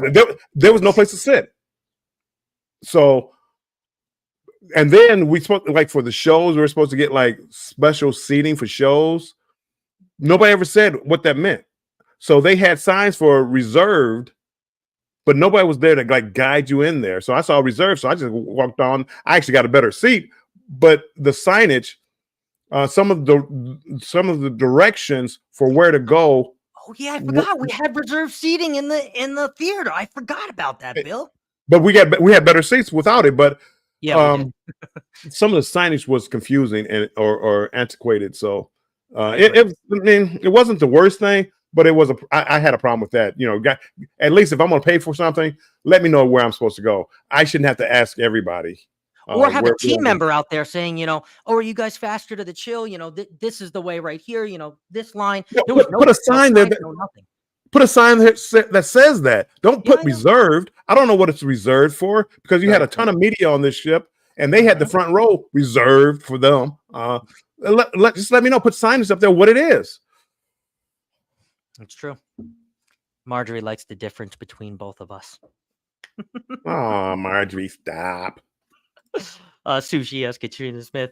Portholes and Pixie Dust says, when are y'all thinking about doing the ship again? Maybe in like 6 months. Maybe 4 to 6 months, 4 or 5, 6 months. I'd like to, as long as we're doing it and it's not $600, $700 for a 4-day cruise. I'm down. Yeah, because I got to fly from Arizona and somebody gets to fly standby. So, whoa! You're telling too much business out there. Joey Foster, hello, Joey Foster. Hey, everyone, welcome in. She says, I have a round, but not powerful enough to give you one, Denise. I will definitely fix that for sure. Cruz Bolero, welcome in. Thank you for coming in here. Let's see. Yes, the Jay the Ship Life was on our cruise. Bill and I actually had a really nice conversation with him the last night, and it was a really good conversation. JJ Cruz was on there too. Yes, and Aunt June, I met them, and Bill had me take a picture with them for you, so you can thank Bill because I wasn't going to open. You're welcome. He wasn't going to even speak to him. Oh, I'm too shy. Oh no, I can't speak to them. Okay, Oh no. okay, So I it's had to go not up to him and say, I got a friend over here. He has an aunt that really likes you guys, and he wants to take a picture with you, but he's too afraid to even speak up. So I had to go over and talk to him for him. I didn't even get a picture with him. Oh, here we go. Now I'm going to rant. Okay. So it's not that. You want to know what? I just don't like the whole social media of people putting other people on pedestals. And he's got 100,000 followers. And oh my God, I got to take a selfie. And oh my God, I got to tag him. Oh my God. Oh my God. Oh my God. Let me take a selfie with you. Let me take a selfie. Oh my God. He's on my cruise. I'm just not that person. I don't get starstruck, and I'm not one about putting people on pedestals. So I'm not going to take pictures with anybody but really my friends. Okay, maybe Warmstrong broke me out after this because then I took a picture with your favorite couple. I took a picture with Portholes and Pixie Dust. I took a picture with Edna. I took a picture with V. I took a picture. Well, I already had one with Warmstrong. So then I just kind of went down the line. I took one with this cruise life. I took one with JJ Cruise. I took one with Jay the Ship Life. So I did. I might post them. I might not. I'm probably not even going to post them. They're just going to be for me to look at and say, hey, that's cool, because that's just not me. I'm not one to put another human on another human's pedestal. I would just rather talk to them and have human interaction and a relationship, and that's it. And that's it. I don't need to go and put it on my channel to see how you guys. Oh my God, I took a picture with JJ and took a picture with this dude. After he took that picture, people, that's what he started doing. That's what he started doing. Do you see it on my channel? You don't see it on my channel. Aunt June posted it for me. Not yet. I'm not posting. It was funny. I don't put anybody on a pedestal. I asked to take one picture, views and cues, and you know why? Because Sherry, Destination Fun, loves them, and we watched the channel together. I said she'd love this picture. Well, there you go. Other than that, but you, oh no, I can't. I'm too shy. They might not like me. It wasn't because I wasn't shy, people. You guys know. Am I shy? Am I shy? I'm not shy. I'm just not putting people up on pedestals. Oh, right here, he's not shy. With Richard No Pants, he's not shy. On that cruise ship by himself, I don't know. Don't listen to him. Will they like me? Don't listen to him. Because I was having some good conversations with them, aside from our phones and aside from social media, just real life conversations about cruising and things like that I didn't even put in my vlog, that I'm not going to put in my vlog. Why wouldn't you get a picture for your aunt? Why wouldn't you get a picture for your aunt then? It has nothing to do with you being a person that's just looking to, it's for your aunt. You were too afraid. You were afraid of little old JJ Cruz. Everyone enjoying your Margaritaville at Sea Cruises video, Scott. Thank you very much, Joe. I'm trying to get myself back on track. I'm up in Maine, so yeah, I know about those flight prices. I know, right? Views and cues was on there too as well. Yes, they were. Thank you, Bill. I love them. She's actually going to print them out, I think. Am I the only one person that noticed that Mr. Bill is in the background and got laid? I think you are. You should have been on the ship, Mr. Bill. I mean, they were asking me to whip him out. They were. Honestly, they were, and it's not. It was crazy. It's not anything about them. I'm just, for another human to put another human on a pedestal. I don't care how many subs you have. I look at you. I look at you inside, and if I think you're a good person or a bad person, I don't care if you have 100 million subs or if you have one. I'm going to treat you the same exact way. So I'm sorry. Don't listen to him, people. He was afraid. He got over it. He doesn't put people on pedestals. I will say that. But this was one picture that he really wanted, and he still didn't want to do it because he was afraid. He didn't want to.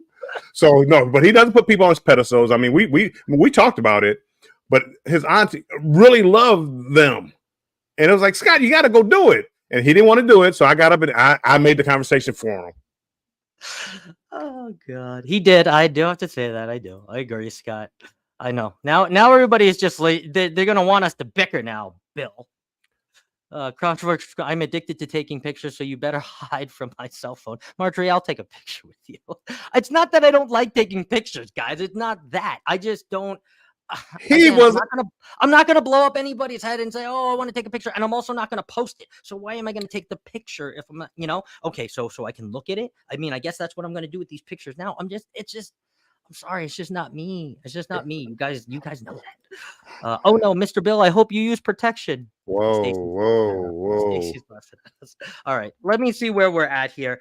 Bill, it seems like actually our next two are the same. So I am actually going to go to my bonus instead, and I'm going to let you have the one that's technically next on the list, which is for us 17 and 18, which are the same exact thing. So I'm going to go to my bonus, which brings me up to my next one. And this may be a secret for some of you, so stick around. But the bathroom plumbing and the corners that they cut. Okay. So what they did was they gutted all of the rooms down when they bought the Costa Atlantica, and they gutted them all down to the bare bottoms. Right. And that's why the rooms look so well. There's no orange sofa like you would have on a Carnival ship, or there's no, anything that really makes you feel like it's Carnival other than the shape of the room. Right. Until you open the bathroom. Then it feels like you are literally in a Carnival bathroom, because you are in a Carnival bathroom. The only thing they didn't take out of the rooms were the bathrooms. They redid the bathrooms and they gutted everything out. Now that is rearing its ugly head because luckily Bill and I, not until the last day, we didn't have a problem with our toilet. But everybody's toilet on our floor, on 6, on 7, they wouldn't flush. And not only wouldn't they flush, there was no water in the toilet. And not only was there no water in the toilet, when the water was in the toilet, it was overflowing. And it was overflowing with things, and it was overflowing with just water. So, I mean, I'll let you use your imagination for that. Things were overflowing. There were towels everywhere. There were workers that were going into certain rooms with wet dry vacs to suck it all up and, I don't know, clean it up. And housekeeping was there. So it was a mess for the plumbing. And I think that this is really coming back to bite them in the butt rather than just kind of gut the bathrooms and take the hit while they were doing it. So they really didn't have to come back and do this, because this bill, I think, is a really bad issue for them. I think that this is not something that's going to get better. It could be that Carnival had the Triumph. They had to change the ship, change the name of the ship. This isn't as bad as that, of course. Yeah. But if they get known for that, yeah, it was terrible. I mean, luckily it didn't happen to the last day. Boy, that I felt sorry for the cabin steward and whoever had to fix that one. But other than that, you didn't feel bad for me, who didn't. I did. I really felt bad for you. Anywho, Bill gets into the shower at 6 o'clock and comes out and, oh, our toilet's not working. Uh-oh. Well, you gotta shower and shave. That's the way that it works. And it wasn't. You set your alarm for 6. You didn't get up to 8. I didn't. You're right. So I waited, and it's like he's never gonna wake up. Let me go get ready because I gotta get off the ship. I got a plane to catch. Portholes and pixie dust. I just started this. We have about 9 questions to answer, and then you are on here for sure. Let's see. Yes. Oh my God, that's so gross. Oh heck no. Bad plumbing. Oh, Grandma, please take me off that pedestal. Love you, but thank you. Bill, Bill whipping out Mr. Bill. LOL. Sewers of the seas. Not quite yet, but I don't know. Shout out to the crew and everyone. Everyone, please be kind to the crew. They work so hard. That's right. Hey, Sweet Acres, I mean, maybe this wasn't like the first cruise for you. I think this size of the ship would be first for you, a good first ship for you. And we can talk about this if you get more and more curious. But yeah, these are just some things that happen with older ships. You have to understand the Costa Atlantic is almost 24 years old, 24 years old. So just kind of understand that. We said a lot of good things, but there are a lot of bad things or a lot of things that we hated due to the nature that it is a 24-year-old ship. So I don't think I would just say, hey, go on a 24-year-old ship for your first time. So don't worry, Sweet Acres. We would definitely talk. All right, Bill, you want to talk about this next one, since this was definitely a hot topic for everybody, not just us? Yeah, this one, the muster drill. Muster drill, for those who don't know, is a safety drill that everybody has to go through on the ship before the ship can pull out. Most people now, especially after the pandemic, you watch a video on your phone or on your television. You go to your muster area so they can show you how to put on a life jacket, and they scan your card. You're done. Mm-hmm. There's a couple of cruise lines out there that's not the case, and Margaritaville at Sea is one of those. But Margaritaville at Sea is different because they don't even know who was there. So we all had to go down to the same area. I'm sorry, you had like 5 or 6 different muster drill stations. A, So B, everybody C, on D. ship, they all go down at the same time, and you're all there, and they're showing you how to put on a life jacket. It's outside, and it's 90 some odd degrees. You can't tell with Scott because he had his jacket on, probably, but it's 90 some odd degrees outside, and they're scanning some people and other people they don't, and then they just dismissed everybody. So I never even made it outside. I was still inside in the air conditioning because, I wasn't standing out there in the heat for any longer than I had to. And they never scanned me. And it's like, they don't know if I know how to put on a life jacket. So they need to get with the 21st century and make cruise life better for everybody involved. Disney doesn't do. I think they go do the old school muster drill. So there are a few that go through that where hopefully Disney has it down to a science. But like Carnival, I mean, there's like they've keeping track of the number of people that they should have, and if they didn't have them, they called you out. Where you're at. They called you out. They called you out. So, and this wasn't like that. No. And Bill, I went through the muster drill, and some of you that saw my vlog today, they were on my side anyway. The side you were supposed to be on, Bill. They were so heavily enforcing us to stand in lines of 10. Like, I'm pretty sure somebody had both of their hands on my butt cheeks. I don't know if it was a guy. I don't know if it was a girl, but we were so close together. And they were 10 when they were counting 1, 2, 3, 4, 5, 6. Nope, 2 more here. Come on, shuffle in, guys, shuffle in. And I'm like, literally shuffling up. And I'm like, I can't move any further. I'm going to be in this lady's behind in front of me.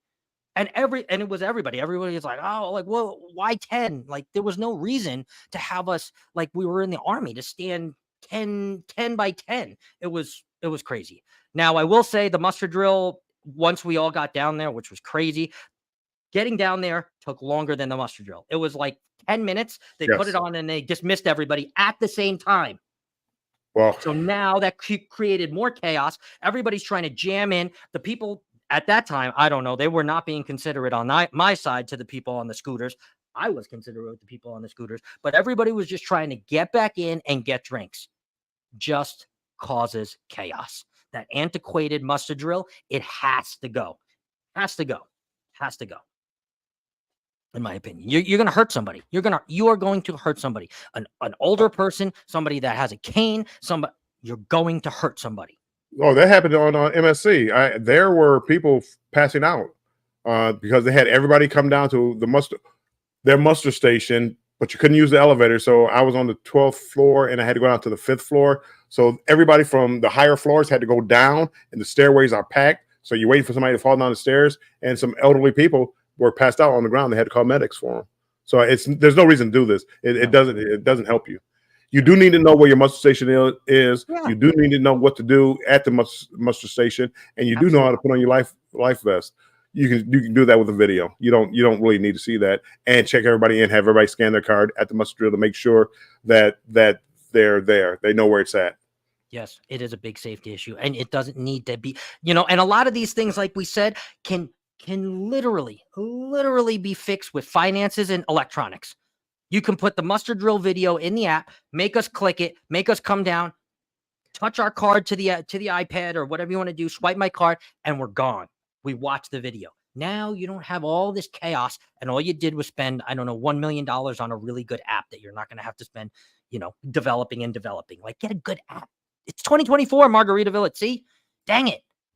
That's horrible. Yes. And just make it where you can make your reservations online. Right. Check. You have to be able to check your account, though. That's of all the things, not being able to check your account. I literally left the ship hoping that whatever they handed me, like in the middle of the night, they put in your final bill in your basket, or as far as what you spent. I'm hoping that was all it was, because I don't know. I have no app to keep track of what I did. I didn't spend much on the ship. I did go to the casino. What's the casino? My goodness. People, I'll talk about the casino tomorrow. But the casino was different. It was different. It was different. Do you want to make your casino your last one since our last two are almost kind of the same again ish? Uh, yeah, I mean the casino. I don't want to go because it's going to be another 20-minute rant about the casino. But the Well, I casino, mean, a lot of people they want to hear that. really no. Well, because I need stuff for tomorrow too to talk about. Hello, CNS, by the way. But the casino, literally, they had machines that wouldn't take cash, so you had to put money into another machine to get a ticket out to put in the machine that you wanted to play. Tell us, Bill. Also, Could you yeah. use your stateroom card, Bill? Could you use your sign-in sale card? So I go down to the casino with my room key, put it in the machine. Cannot read. Cannot read. Cannot read. I call somebody over. Why all the machines tell me they cannot read it? Oh, you have to get a separate player card. How do you do that? See that one guy over there with a laptop? Yeah. You got to go see him. You mean everybody in here who wants a players club for the brown one. Everybody who wants a players card has to go see that one guy. Of all the gamblers in here, we all have to go stand in line and wait for this one guy to print out a card. Yes.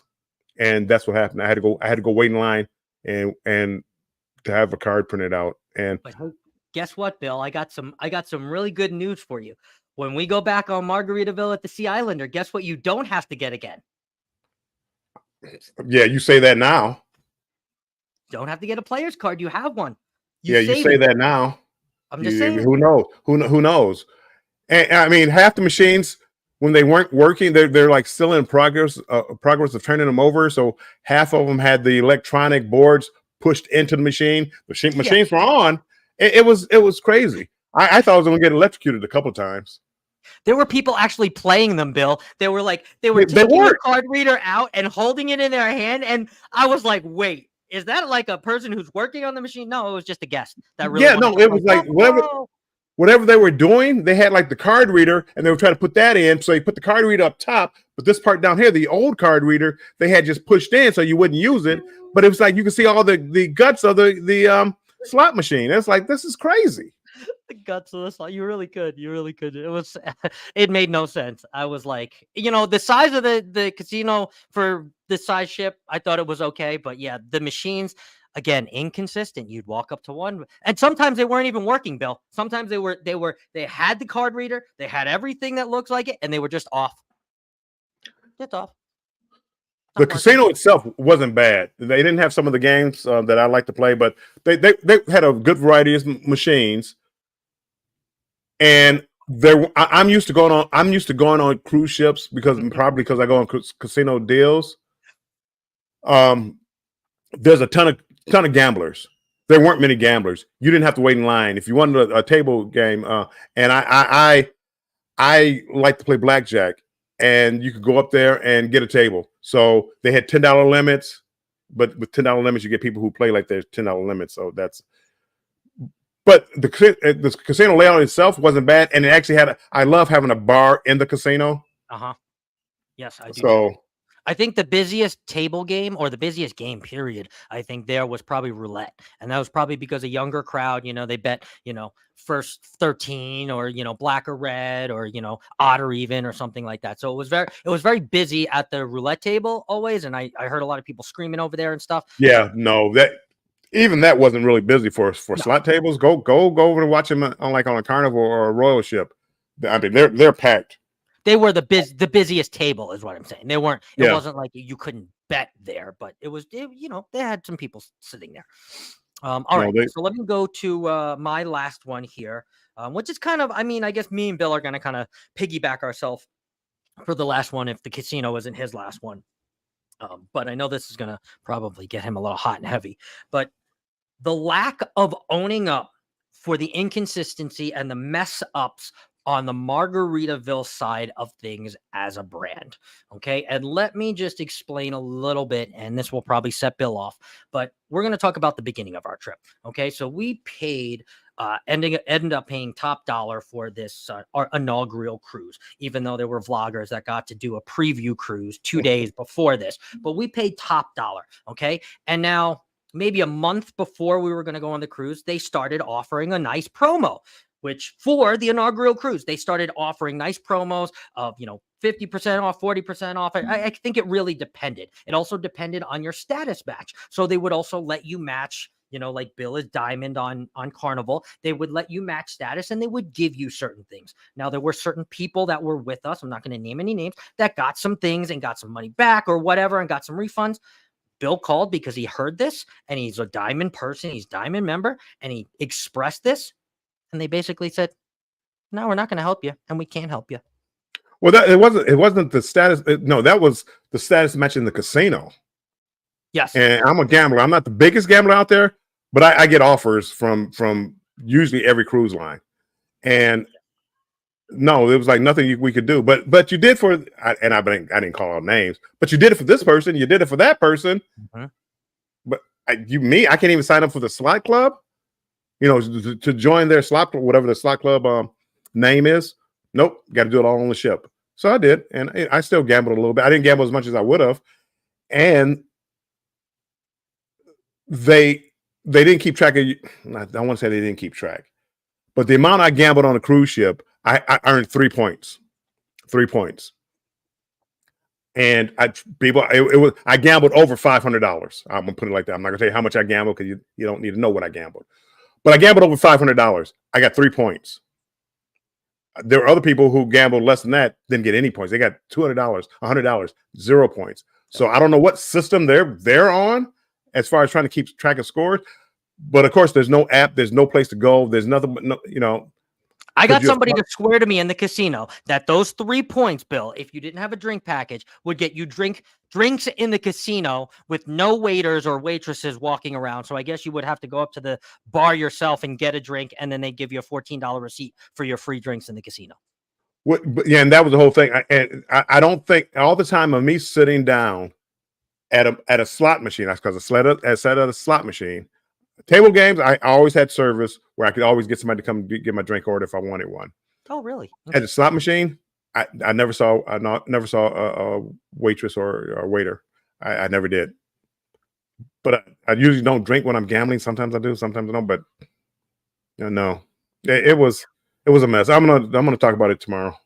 Yeah, they did. I really don't think they owned up on some of the things, and I think there were a little favoritism on some ends of some people. And also, I'll share this too. I'm not going to name any names, but there was somebody in our group that there was a piece of the ceiling at one point. Bill wasn't here at this time, but it actually came down and it came crashing down, and it happened so fast. I mean, it came down with lights and everything, and there was 2 pieces of tile in particular that came down, and it actually made contact with one of the people in our group, and Margaritaville at Sea had yet to do anything for that person. Nothing, not anything. And I mean, there wasn't even a follow-up of how are you? How is the place that you got contact? I mean, again, Margaritaville not owning up for some of the things that happened. And I know there was tons of issues. I'm sure everybody was trying to run around putting out fires. But again, I think they could have owned up a little bit as a brand. And some of the things that weren't right, I think they could have made right, and honestly, Bill, for the refund thing of what we paid and what they started offering, and they wouldn't offer us any onboard credit, or they wouldn't even give you any money in the casino. That's like free money for them in the casino, yet they're handing it out to almost everybody, $35 a day, or what they came back and said $35 for the whole cruise. But I would have been fine if they would have given you $35 for the cruise. They didn't. Nothing. And they didn't want to do anything. No, well, we'll see. I'm going to give they're just getting started, even though I'm assuming they have a casino on the Paradise. So the club should be up and running. And the person that was slightly injured, I don't, let me take that back. I don't know how injured she was. I talked to her. I knew she, like you said, part of a group, and I'm not going to get into specifics, but basically, what they wanted to do was, if you want us to treat you, sign off that you're not going to hold us responsible. Yes. So it's like, that's not fair. What? That's not fair. So to give me aspirin, you want me to sign off that I don't hold you responsible for any injuries that I may have. It was bad. They have a lot. They have a lot of growing up to. For me, when you hear me talk about this ship, I love the ship. A lot of other things I don't like. I don't like. And even for the price, would I go back? Yes, I would go back because I like the ship so much. I would go back to see whether or not they fix stuff. But a lot of things that happened, it makes me not want to go back. Gambling. I gamble. I want to be compensated for that, and that's why I gamble on cruise ships. I don't go to land cruises or land casinos anymore because I can go gamble on a cruise ship and get a free cruise. So why would I gamble at MGM Grand here in Detroit when I can go on a cruise ship and it's whatever cruise line, but they'll give me a free cruise, and that's what I do. Some people gamble enough that even the casinos here would give them a free cruise, but there's a ton of things that they need to fix before I become like a client, a parrot head or whatever. There would have to be a lot of things they improve, but the ship itself, I would go on it. And even like hearing me talk about this, I still haven't had a bad cruise. This wasn't a bad cruise. They made things difficult, but what it did was, as far as the billing, I stopped spending money on this cruise ship because I didn't know what I was going to be charged for what. So I stopped spending money. The casino, instead of me charging my room, so they put it on my credit card or whatever. Well, they didn't have the ability to do that, so I didn't do it. I had money in my pocket, and that's what I used for the casino, and that was kind of it. So there's a lot of things they need to improve, but the cruise ship itself, I loved. All right. So that kind of wraps up the 10 things that we didn't like. I know we probably went a little bit more than 10 there on that side, but with the last 15 minutes here, the last 13 minutes, Bill, let's go back through these 11-starred or 9-starred messages and answer some of these questions because we definitely got off in a rant, a good rant, but definitely got off in a rant. What? Yes, go ahead. So now you're looking at the clock. We were supposed to get off an hour ago. Well, yeah, and now it's 12 minutes. I knew we weren't going to get off in an hour, especially once we started and it was an hour long and we hadn't even got to our dislikes. I knew this was going to be a 2-hour show. But so okay, people, we got a lot to cover in the next 12 minutes. Well, 30 people want to hear these questions and 40 of them stayed damn near the whole thing. So all right, let's get to this before we rant anymore, Mr. Bill. We know you love to rant. Okay, let's go from the bottom up. Stacy says, would you cruise again in a few months if you see things improve? Let's give clear, concise answers without 12-minute roundabout answers. I've already said it. Yes, I'm on my way. I'm gonna go because I want to see if it works out because I did love the ship. I love the vibe of the ship. So I would love to go back to see. I will too. About 6 months. I'm going to give it about 6 months. I need to give it about 6 months anyway, because I have some cruises booked. Maybe April, maybe May of next year. I don't have anything planned out that far yet, so maybe we'll give Margaritaville at Sea another chance. Maybe they come out with a new ship, and maybe we do this whole inaugural thing over again, Bill. I doubt it. I don't think I'd ever do another inaugural cruise with them again. Who knows? Who knows? Okay, so Portholes and Pixie Dust says, what was your favorite food and drink item on the ship? That's a great question. For me, I enjoyed the steakhouse. The steakhouse, they did a really good job. It was a little slow, but it was a brand new ship, brand new staff. I gave them the benefit of the doubt for being slow, but I enjoyed the food when I got it. I really enjoyed it. As far as drinks, I really didn't have a favorite. I used to go back to the Hemisphere Bar, Alchemy Bar. I used to go back there and get a drink called the Mile High, and it was a smoky drink, and I did like that drink. And I probably had more of those than I had of anything else. Bill, you joined the Mile High Club on this cruise? Yeah, as long as I didn't join the Mile Below Club, I'm good. Because on a cruise ship, that could be a disaster. So my favorite drink on the ship was that big guava Rita, excuse me, at the Havana Daydream and Sports Bar. That was definitely by far, hands down, my favorite drink. I think my favorite food item, and you guys might call me crazy. Okay, yeah, he wears a jacket in 95-degree weather, but the onion soup The onion soup at the steakhouse was phenomenal. The Gruyere cheese and the pull and the temperature and the big size of the bread croutons that were in there, the onion, I loved it. I don't know if you guys loved onion soup or baked onion soup, French onion soup, whatever you want to call it. It was just called onion soup. I thought that for me was the best food item that I ate on the ship. So, Bill, you didn't have that, I don't think.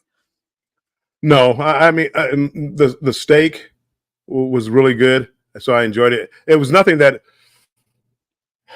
outside. I thought you almost made me call him Guy's Burger. I thought the cheeseburger in Paradise was good. A lot of people said that it was better than Guy's Burger. I thought it was on par with it. I didn't think it was better. It was hot food, and I enjoyed that. And I see Brady asked or June and Brady, they were talking about buffet. Yeah, if you're a buffet person, this is not the ship until they fix the items or whatever has to be fixed. Siobhan, welcome in. I see you over there. I can't work two chats here, people. I'm trying to get to your questions. Hello, Siobhan. No, you're not super late. Hello. You're never late. They are totally responsible. Yes, I'm here to the end. We love all of you guys. I'm going to put this here, Aunt June, your question. Despite all the issues, now that Bill's making me look at the chat here, I'll wait until they fix the toilets. Yes, please wait till they fix the toilets. Buffett, as in Jimmy. Okay. All right. Let me get back to these. So did you think it was worth it? In a short answer, Bill, did you think the cruise that we took, the inaugural sailing, do you think it was worth it? Yes or no? No, not for the price I paid. And it it wasn't an extravagant amount of money that I paid for it. But it was more than what this cruise was worth. Yes. So I agree. I don't think I got what I paid for, but I don't feel robbed either. And the people made it better. I put a video out today, and we had a partially obstructed ocean view cabin, and I put out a video today, and maybe, if you had a window and it was 100%, maybe we could see out 15%. So as much as it was blocked, we shouldn't have had to pay more for this. This should have been an interior room with interior cabin with a window, because we could not see. We're trying to figure out if it's raining or not outside, and we couldn't see the sky. We couldn't figure it out, and we had an ocean view. Yep. So I felt robbed on a couple of things about the ship, but not extensively. And yes, go ahead.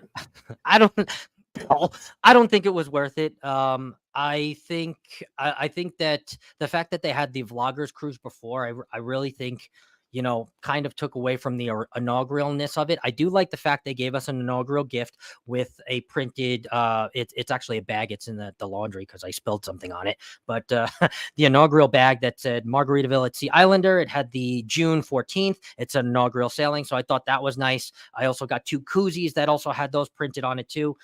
Again, I thought that was nice, but do I think it was worth it? No, John, I absolutely do not think the inaugural sailing price that we paid was worth it. No.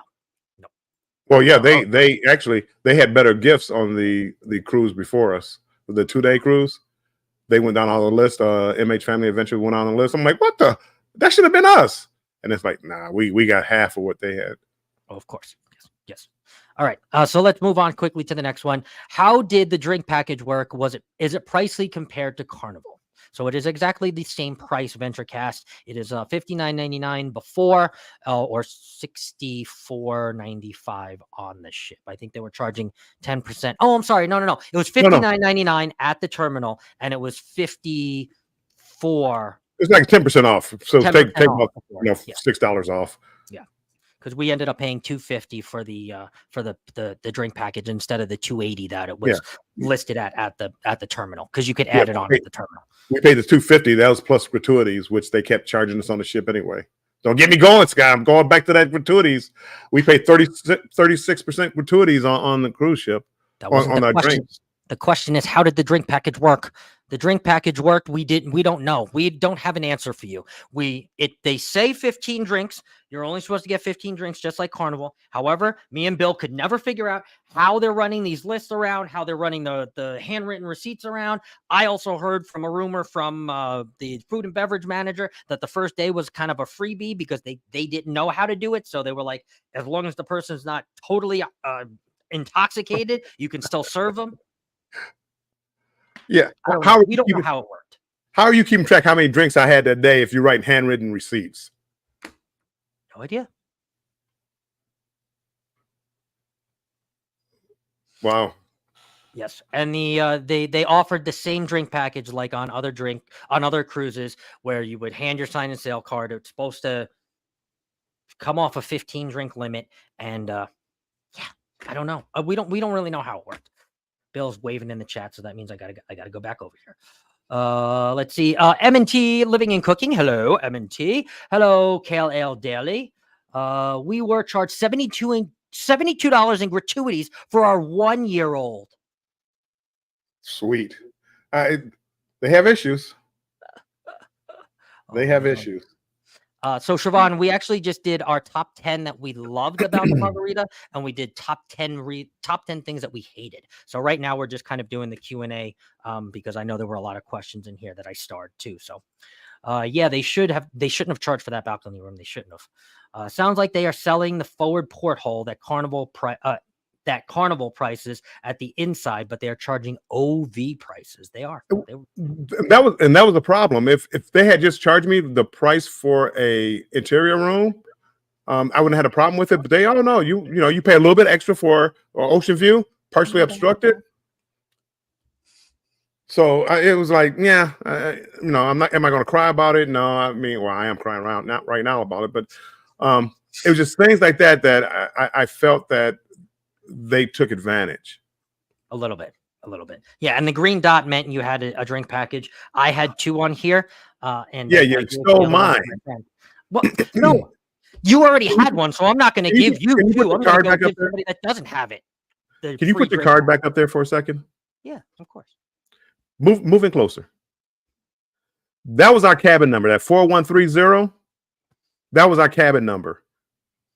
So if you lost that key to your cabin, it had your number on it. So if anybody found that key, they could return it to you. They could bring it to your room and open your door and give it to you firsthand. Well, so I'm talking to the manager. Hey, this is crazy. You can't put the cabin number on the sign and sell. it was crazy. Hello, J&T Adventures. Welcome in. Okay, let's see here. How was the food on the ship? Overall, let's just answer this overall in a number, Bill, from 1 to 10, not one specific meal, all of the meals you had on the ship. How would you rate the food 1 to 10?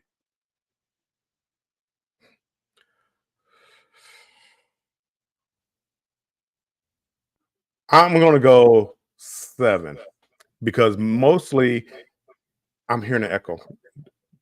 Do you have anything open, Scott? Okay. As long as anybody else not hearing it, I would say it's 7. The only place I really had a problem was the buffet. When I went to places where either it was a upsell or the burger place, I was happy with it. I didn't like the hours, but I was happy with the food itself. I'm going a little lower, not just 0.3 lower, but I'm going to go 6.7. 6.7. I think 6.7, not 6.5, not 6. Nope. 6.7. I'm going to say Cheeseburger in Paradise definitely helped bring that up. I would say the main dining room kind of sat at even for me. Not the service. We're talking about the food, the food, the temperature, the variety, how it tasted. That's what we're talking about. The main dining room was there. The buffet was just, I don't know. I didn't really like anything on the buffet. So it really kind of brought it down. The fact that there was only one venue open up at night and it was pizza. Pizza was good. So it kind of brought it up a little bit, but so 6.7. I wasn't really overly impressed overall with the food. So have you ever seen a bad fight? I don't know, Bill, if you want to talk about the rap battle in the No. Well, I mean, it wasn't a fight. No, I've never seen a fight on a cruise ship. I've seen somebody get slapped, but it was a boyfriend-girlfriend. The boyfriend was cheating on the girlfriend, and she slapped him. They were both drunk out their mind. Ooh. I've never seen a fight. I thought on this ship because they had. Hey, Mona, welcome in. They had in the club. We had rough seas one night, and a lot of people were sick, so there was nobody in the nightclub. I went in there. They had a lot of young people in there. they started having a rap battle. The DJ cut off the music and they were having a rap battle. So he put on a beat and they were having a rap battle. And they had a couple people getting up, talking about each other in the rap. If you ever watch like Wild 'N Out and they talk about people, I'm like, this is going to end poorly on the ship because somebody's going to say something that they don't like. So yeah, no, but I haven't seen the fight. Yeah. Long story short. I haven't either. Oh, I saw one fight got broken up before it started, and that was on the Elation a really long time ago. So yeah, it was two guys. Yeah, no, like yeah. So it didn't actually happen. It got broken up before. So, and Siobhan says, was the pizza still a paid option? No, the pizza was a free option. Frank and Lola's was a free option on the Islander, whereas it is paid on the Paradise. Now, I will say on the Paradise, the pizzas are much bigger because you are paying for them. So they kind of minified them, but they use the same ingredients because they're not, as thin as this card when you go on Carnival and they give you, the whole pizza and it's this thin. No, there was dough there. It was like this thin. It had a little chunky dough to it. So yeah, I enjoyed the pizza. I wish you had more options, but we talked about the late night menu. They didn't have one, so I ate pizza 4 nights in a row, and that it was more than I wanted. Yep. So. All right, I think this will be the last one that will wrap us up here, Bill. Mayhem and Miracle says, what's the best ship you've ever been on and why? You want to go first? You want me to go? No. No. I probably MSC Margaritaville. Oh, interesting. Why? It was a beautiful ship. Everything worked out. They had a few minor hiccups, but they had everything. They had everything I wanted in a cruise ship, and it was huge. And I would have said Allure of the Seas. It's between Allure of the Seas and MSC Margaritaville. And Allure of the Seas is an old ship that hasn't been updated yet. So when I go on Utopia, you might hear me talking about Utopia being my favorite ship. But no, Margaritaville is probably my favorite ship that I would love to go on. I just don't get good enough deals on them yet. But they are a cheaper price than Royal or NCL or whoever, Norwegian. Okay. So not my favorite ship, because my favorite ship is the Carnival Dream, and then it goes to Carnival Miracle. But the best ship, if you ask me, the best ship, in my opinion, so far, the one that I've cruised on would be the Carnival Jubilee. I've only been on one XL class. Ew. Carnival Jubilee. And yeah, I mean, it had all the bells and whistles. It had everything logistically sound. And yeah, I don't know. The Carnival Jubilee, the best ship because of how new it was. I didn't sail on the inaugural like Bill did, but I sailed on it a few months later, and I still thought it was pretty. I thought it worked really well. We're gonna have to take you one of those Oasis class ships or MSC, and you'll see what Carnival should have been doing. Yes. This is think about Carnival. What is there to do on a Carnival ship? Drink trivia. No, well, you got the unique things. The boat. You got the shows, which are okay. Yeah. The bars. Some of the bars are unique. No, bars are bars. They just change the names. Bars are bars. But when you go on these other ships, like Royal, they have a carousel for the kids. They have an aqua show. They have a theater show that they actually have a play they run in it. They have the rock climbing wall. What's the surfer thingy? Oh yeah, the wave rider, wave runner, wave something. Well, those are like, how are those in the same class of ship? I mean, Carnival. What else did they have on Carnival that was like unique? Not bars, because everybody has bars. Not restaurants, because they all have restaurants. What Carnival's big thing was what's the Mexican Chinese restaurant? Shebang. That was the whole thing, and all it was 2 different restaurants in one building. It was the KFC and White Castle in the same building. That's all it was. It wasn't like there was an infusion of the food together. They came up with some special concoction. It was like just 2 different restaurants. You could pick off 2 different menus. Whoop-de-doo. Utopia, they're having a restaurant now on the ship where, I haven't seen it running yet, but I want to go on, where you're sitting like in a booth, like you're on a train, and the scenery is passing by, and it's like you're on a train. It's like the Flow Rider, Bill. The Flow Rider. Flow Rider.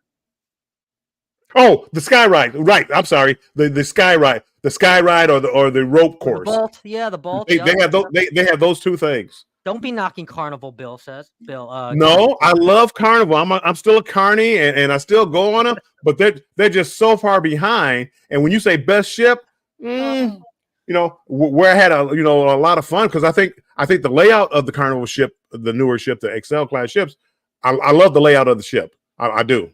It's my favorite. The Jubilee, Mardi Gras, those are my two favorite Carnival ships.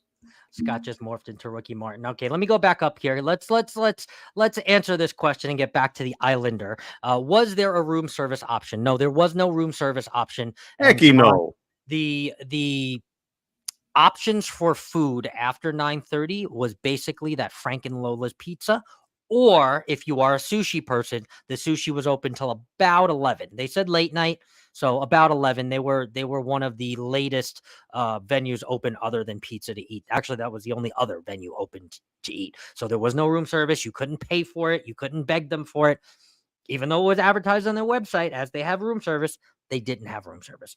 So they may have room service in the future. It may be something that they're rolling out, and they just didn't have it for the first inaugural sailing.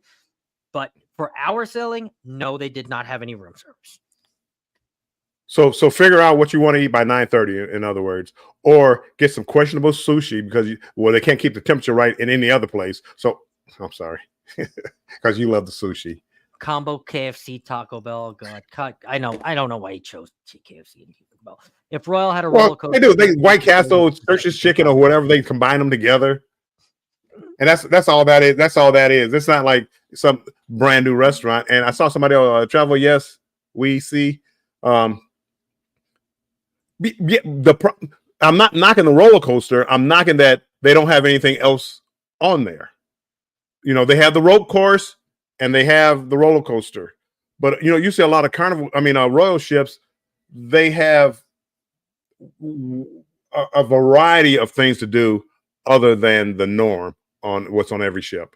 And Carnival, they fell behind as far as entertainment for families.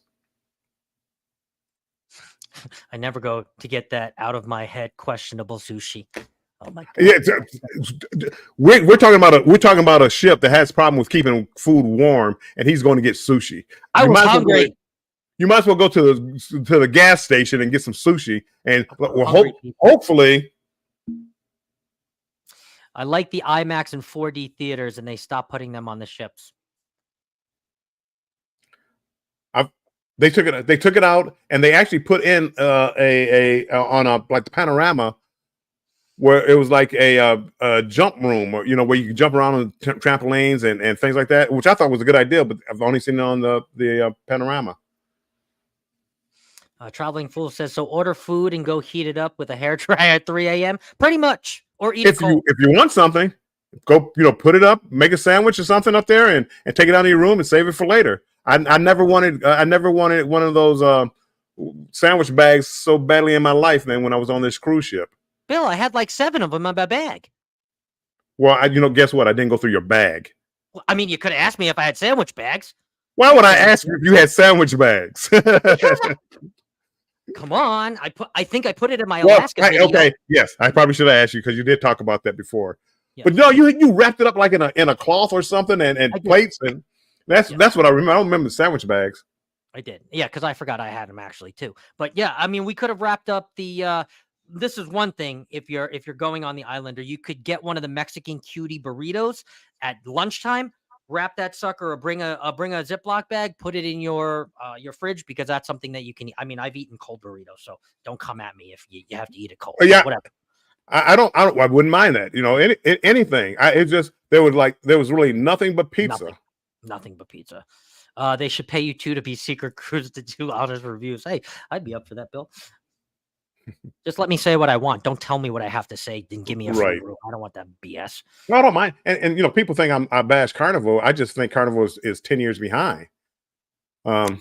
Katina says even grab and go food options would be great. That would be great. Anything. a Shit. cold cut sandwich or anything. All I had was pizza, and I hated it, and I never thought about it because usually I went to.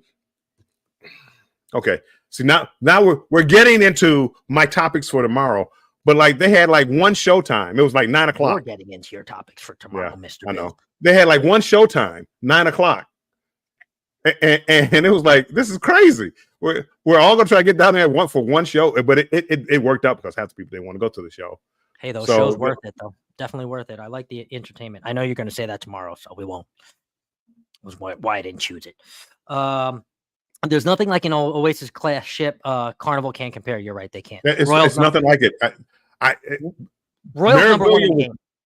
Margaritaville reminded me so much of an Oasis class ship. They just the Allure of the Sea was just an old ship that hasn't been renovated yet. So that probably would have been my favorite ship if I had went on, another Oasis class ship, Oasis maybe. That probably would have been my favorite ship, but price wise, if I pay for Oasis or Meraviglia at sea, I would go on Meraviglia. I would do it in a heartbeat. I mean, hey, Stacy, Royal Caribbean's number one in the game. I don't care what anybody says. Look at their collabs. Look at their social media, right? They just signed Messi or Ronaldo or one of them, the biggest soccer player in the world. Now they got him promoting their cruises. I mean, their social media team is on every trend. Royal Caribbean, I'm telling you, I don't sell a lot on Royal probably because of the money, and they don't offer me $100 rooms. But still, Royal right now is kicking everybody's behind in the game. So. They really are. Way behind. They are. Carnival has a good price point, so the Carnival is inviting to a lot of different people. I'm howling at the sandwich bag reference you said, and then Will says sandwich bags, thumbs up. Well, that's the only way you're going to get something late. Yeah, we got to get out of here too, because if Carnival Cruise Addicts is getting out of here, that means we've almost been on here for 2.5 hours, Bill. Well, that's crazy. Bill, you are, and hey, everyone's still here listening to us bicker. Look at this. Bill, you are not bashing. You're being realistic. Yes, 100%. I can't eat pizza right before bed if I've had alcohol. That's bad. Ooh, I can. That's the one thing one of the things I want. I take in a row. I take a Tums because it would give me heartburn. The tomato sauce would give me a heartburn, so I take a Tums. Take care of Masha by Masha. All right, Bill. Let's get our behinds out of here. I think we gave the people enough time. I think we've ranted at each other enough. I think we gave them a really good list of 10 things that we really loved about the ship and our sailing. And I think we really gave them a good probably 12 things that we hated about our experience with the Islander. So the one thing I will echo, and I will say, I did love rooming with you. I loved meeting you. I loved meeting all the people that were in our group, Edna and V and Destination Fun that came to the meetup, Sea Lake Journeys that came up to the meetup, Elisa's Adventures in Cruising that came to the meetup, Traveling Tinkerbell that came to the meetup, my friend Christina who came up to the meetup, who is not a vlogger. She's just a family and friend, and she's watching this all the way to 2 hours and 14 minutes. Christina, here's your special shout out. Mike the Naughty Cruiser came to as well. Carnival Cruise Addict surprised me and told me they weren't coming all week and finally came.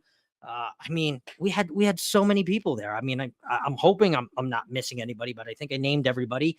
And man, it was amazing. And then getting on the ship and meeting your favorite couple and meeting JJ and meeting Jay from the Ship Life and meeting this cruise life, Rocky and Mark, and meeting your favorite couple and Edna and V again. And oh my God, it was just great. Honestly, it was really great. And if nothing else comes from it, I at least know I have someone good to cruise with, or at least call up and say, "Hey, Bill, what are you doing next May? You wanna go on Margaritaville at the sea again?" Yeah, I'm not going to repeat the same thing you just said. The people were amazing, and being able to meet all those great creators, all those great just great people, this made this one of my most memorable cruises of all time. And I had a blast, and I would, as V and then them would say with the running back, I'd run it back neck year if they do it again. They're going to Alaska. I don't want to go back to Alaska. I don't feel like paying top dollar to go back to Alaska. But well, I'm going back. I'm going back in April. But I don't. I would love to hang with that crew again. So it's been real. It's been real. It's been a lot of fun. Scott, it was a pleasure meeting you, of course. Even though, yeah, I felt like we met each other, when we met. Obviously, a lot of the people that I met, I felt like I've met before. When you spend so much time together doing these YouTube collaborations and, so many conversations about cruising and stuff, you feel like you've really met each other. So, and you were the same exact person that you are behind this microphone as you are out in the real world. So that just speaks to your genuineness. Even though you can get on rants, we love that. But you are a genuine human being, my friend. Only with my friends. I only get on rants with my friends. That is true. Stacy loves our live. Thank you very much, Stacy. We appreciate you. Royal is great at marketing and telling you and it's trash food. 100%. I already know that I've heard the food is trash, but their marketing and their PR and their financial team, they're doing some good things. They really. I don't think the food is trash.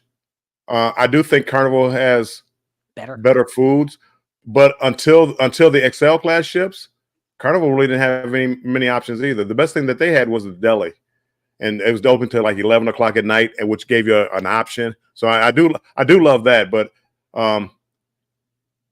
I like having options of doing other things than going to a bar and drinking. And Carnival is kind of that way. They did the XL class ship. Yeah, the XL class ship was good. The Carnival did well with the XL class ships as far as separating the pool area for the adults, the Serenity area, so you can have like no kids. So they did a really good job with that. But my favorite, the prettiest ship I've ever been on was Margaritaville, MSC. And even though I love Royal ship better, that was the prettiest ship ship I've ever been on. All right. And Sweet Acre says, bye, guys. It's been very educational. I appreciate your honesty. Thank you so much. We love reading these too. Good night, y'all. Good night, Randy. Great show, amigos. Thank you, TF. Much appreciated. I do want to get with you, TF, too, to learn a little bit more about this live reacting. I think I have about a week to try to learn it before me and Jimmy want to try to institute it. Scotty Boy Teal, this is a family, a friend and family from real life. Teal and I used to work together. He lives now on the East Coast, and I'm sure he was lurking in here and listening along. So again, thank you so much, Teal, for coming over and starting to listen to cruising. He cruises sometimes too. He's definitely not as an avid cruiser as we are, but I'm sure I'm definitely warming him up to more cruises. I know he just came off one a couple months ago. So, and Will G says good night, y'all. So I think that brings us to the bottom of the chat. And Bill, this was an awesome live, and I think you want to exit us here with your tagline. Oh, as always, people, make sure you stay strong and embrace the journey. And we will see you. I'm going live tomorrow at 5 p.m. Eastern time to give a review of my review without Scott butting in. To give my review of this particular cruise, this particular trip, because I'm gonna do more than just the ship. Even though I still got a lot to say about the ship, and it's gonna sound like I hate Margaritaville, which I don't. I just think they have a lot to fix before I want to go back on the ship. But I will see you tomorrow, 5 p.m. Eastern time for Banter with Bill. Scott, what do you have going on? I just have my regular live. So I'll have Thirsty Thursday tomorrow. I'll have Match Game on Friday, and then I'll have my podcast with another featured coffee cup on Mugshots on Saturday, and then right back here with you on Wednesday, my friend.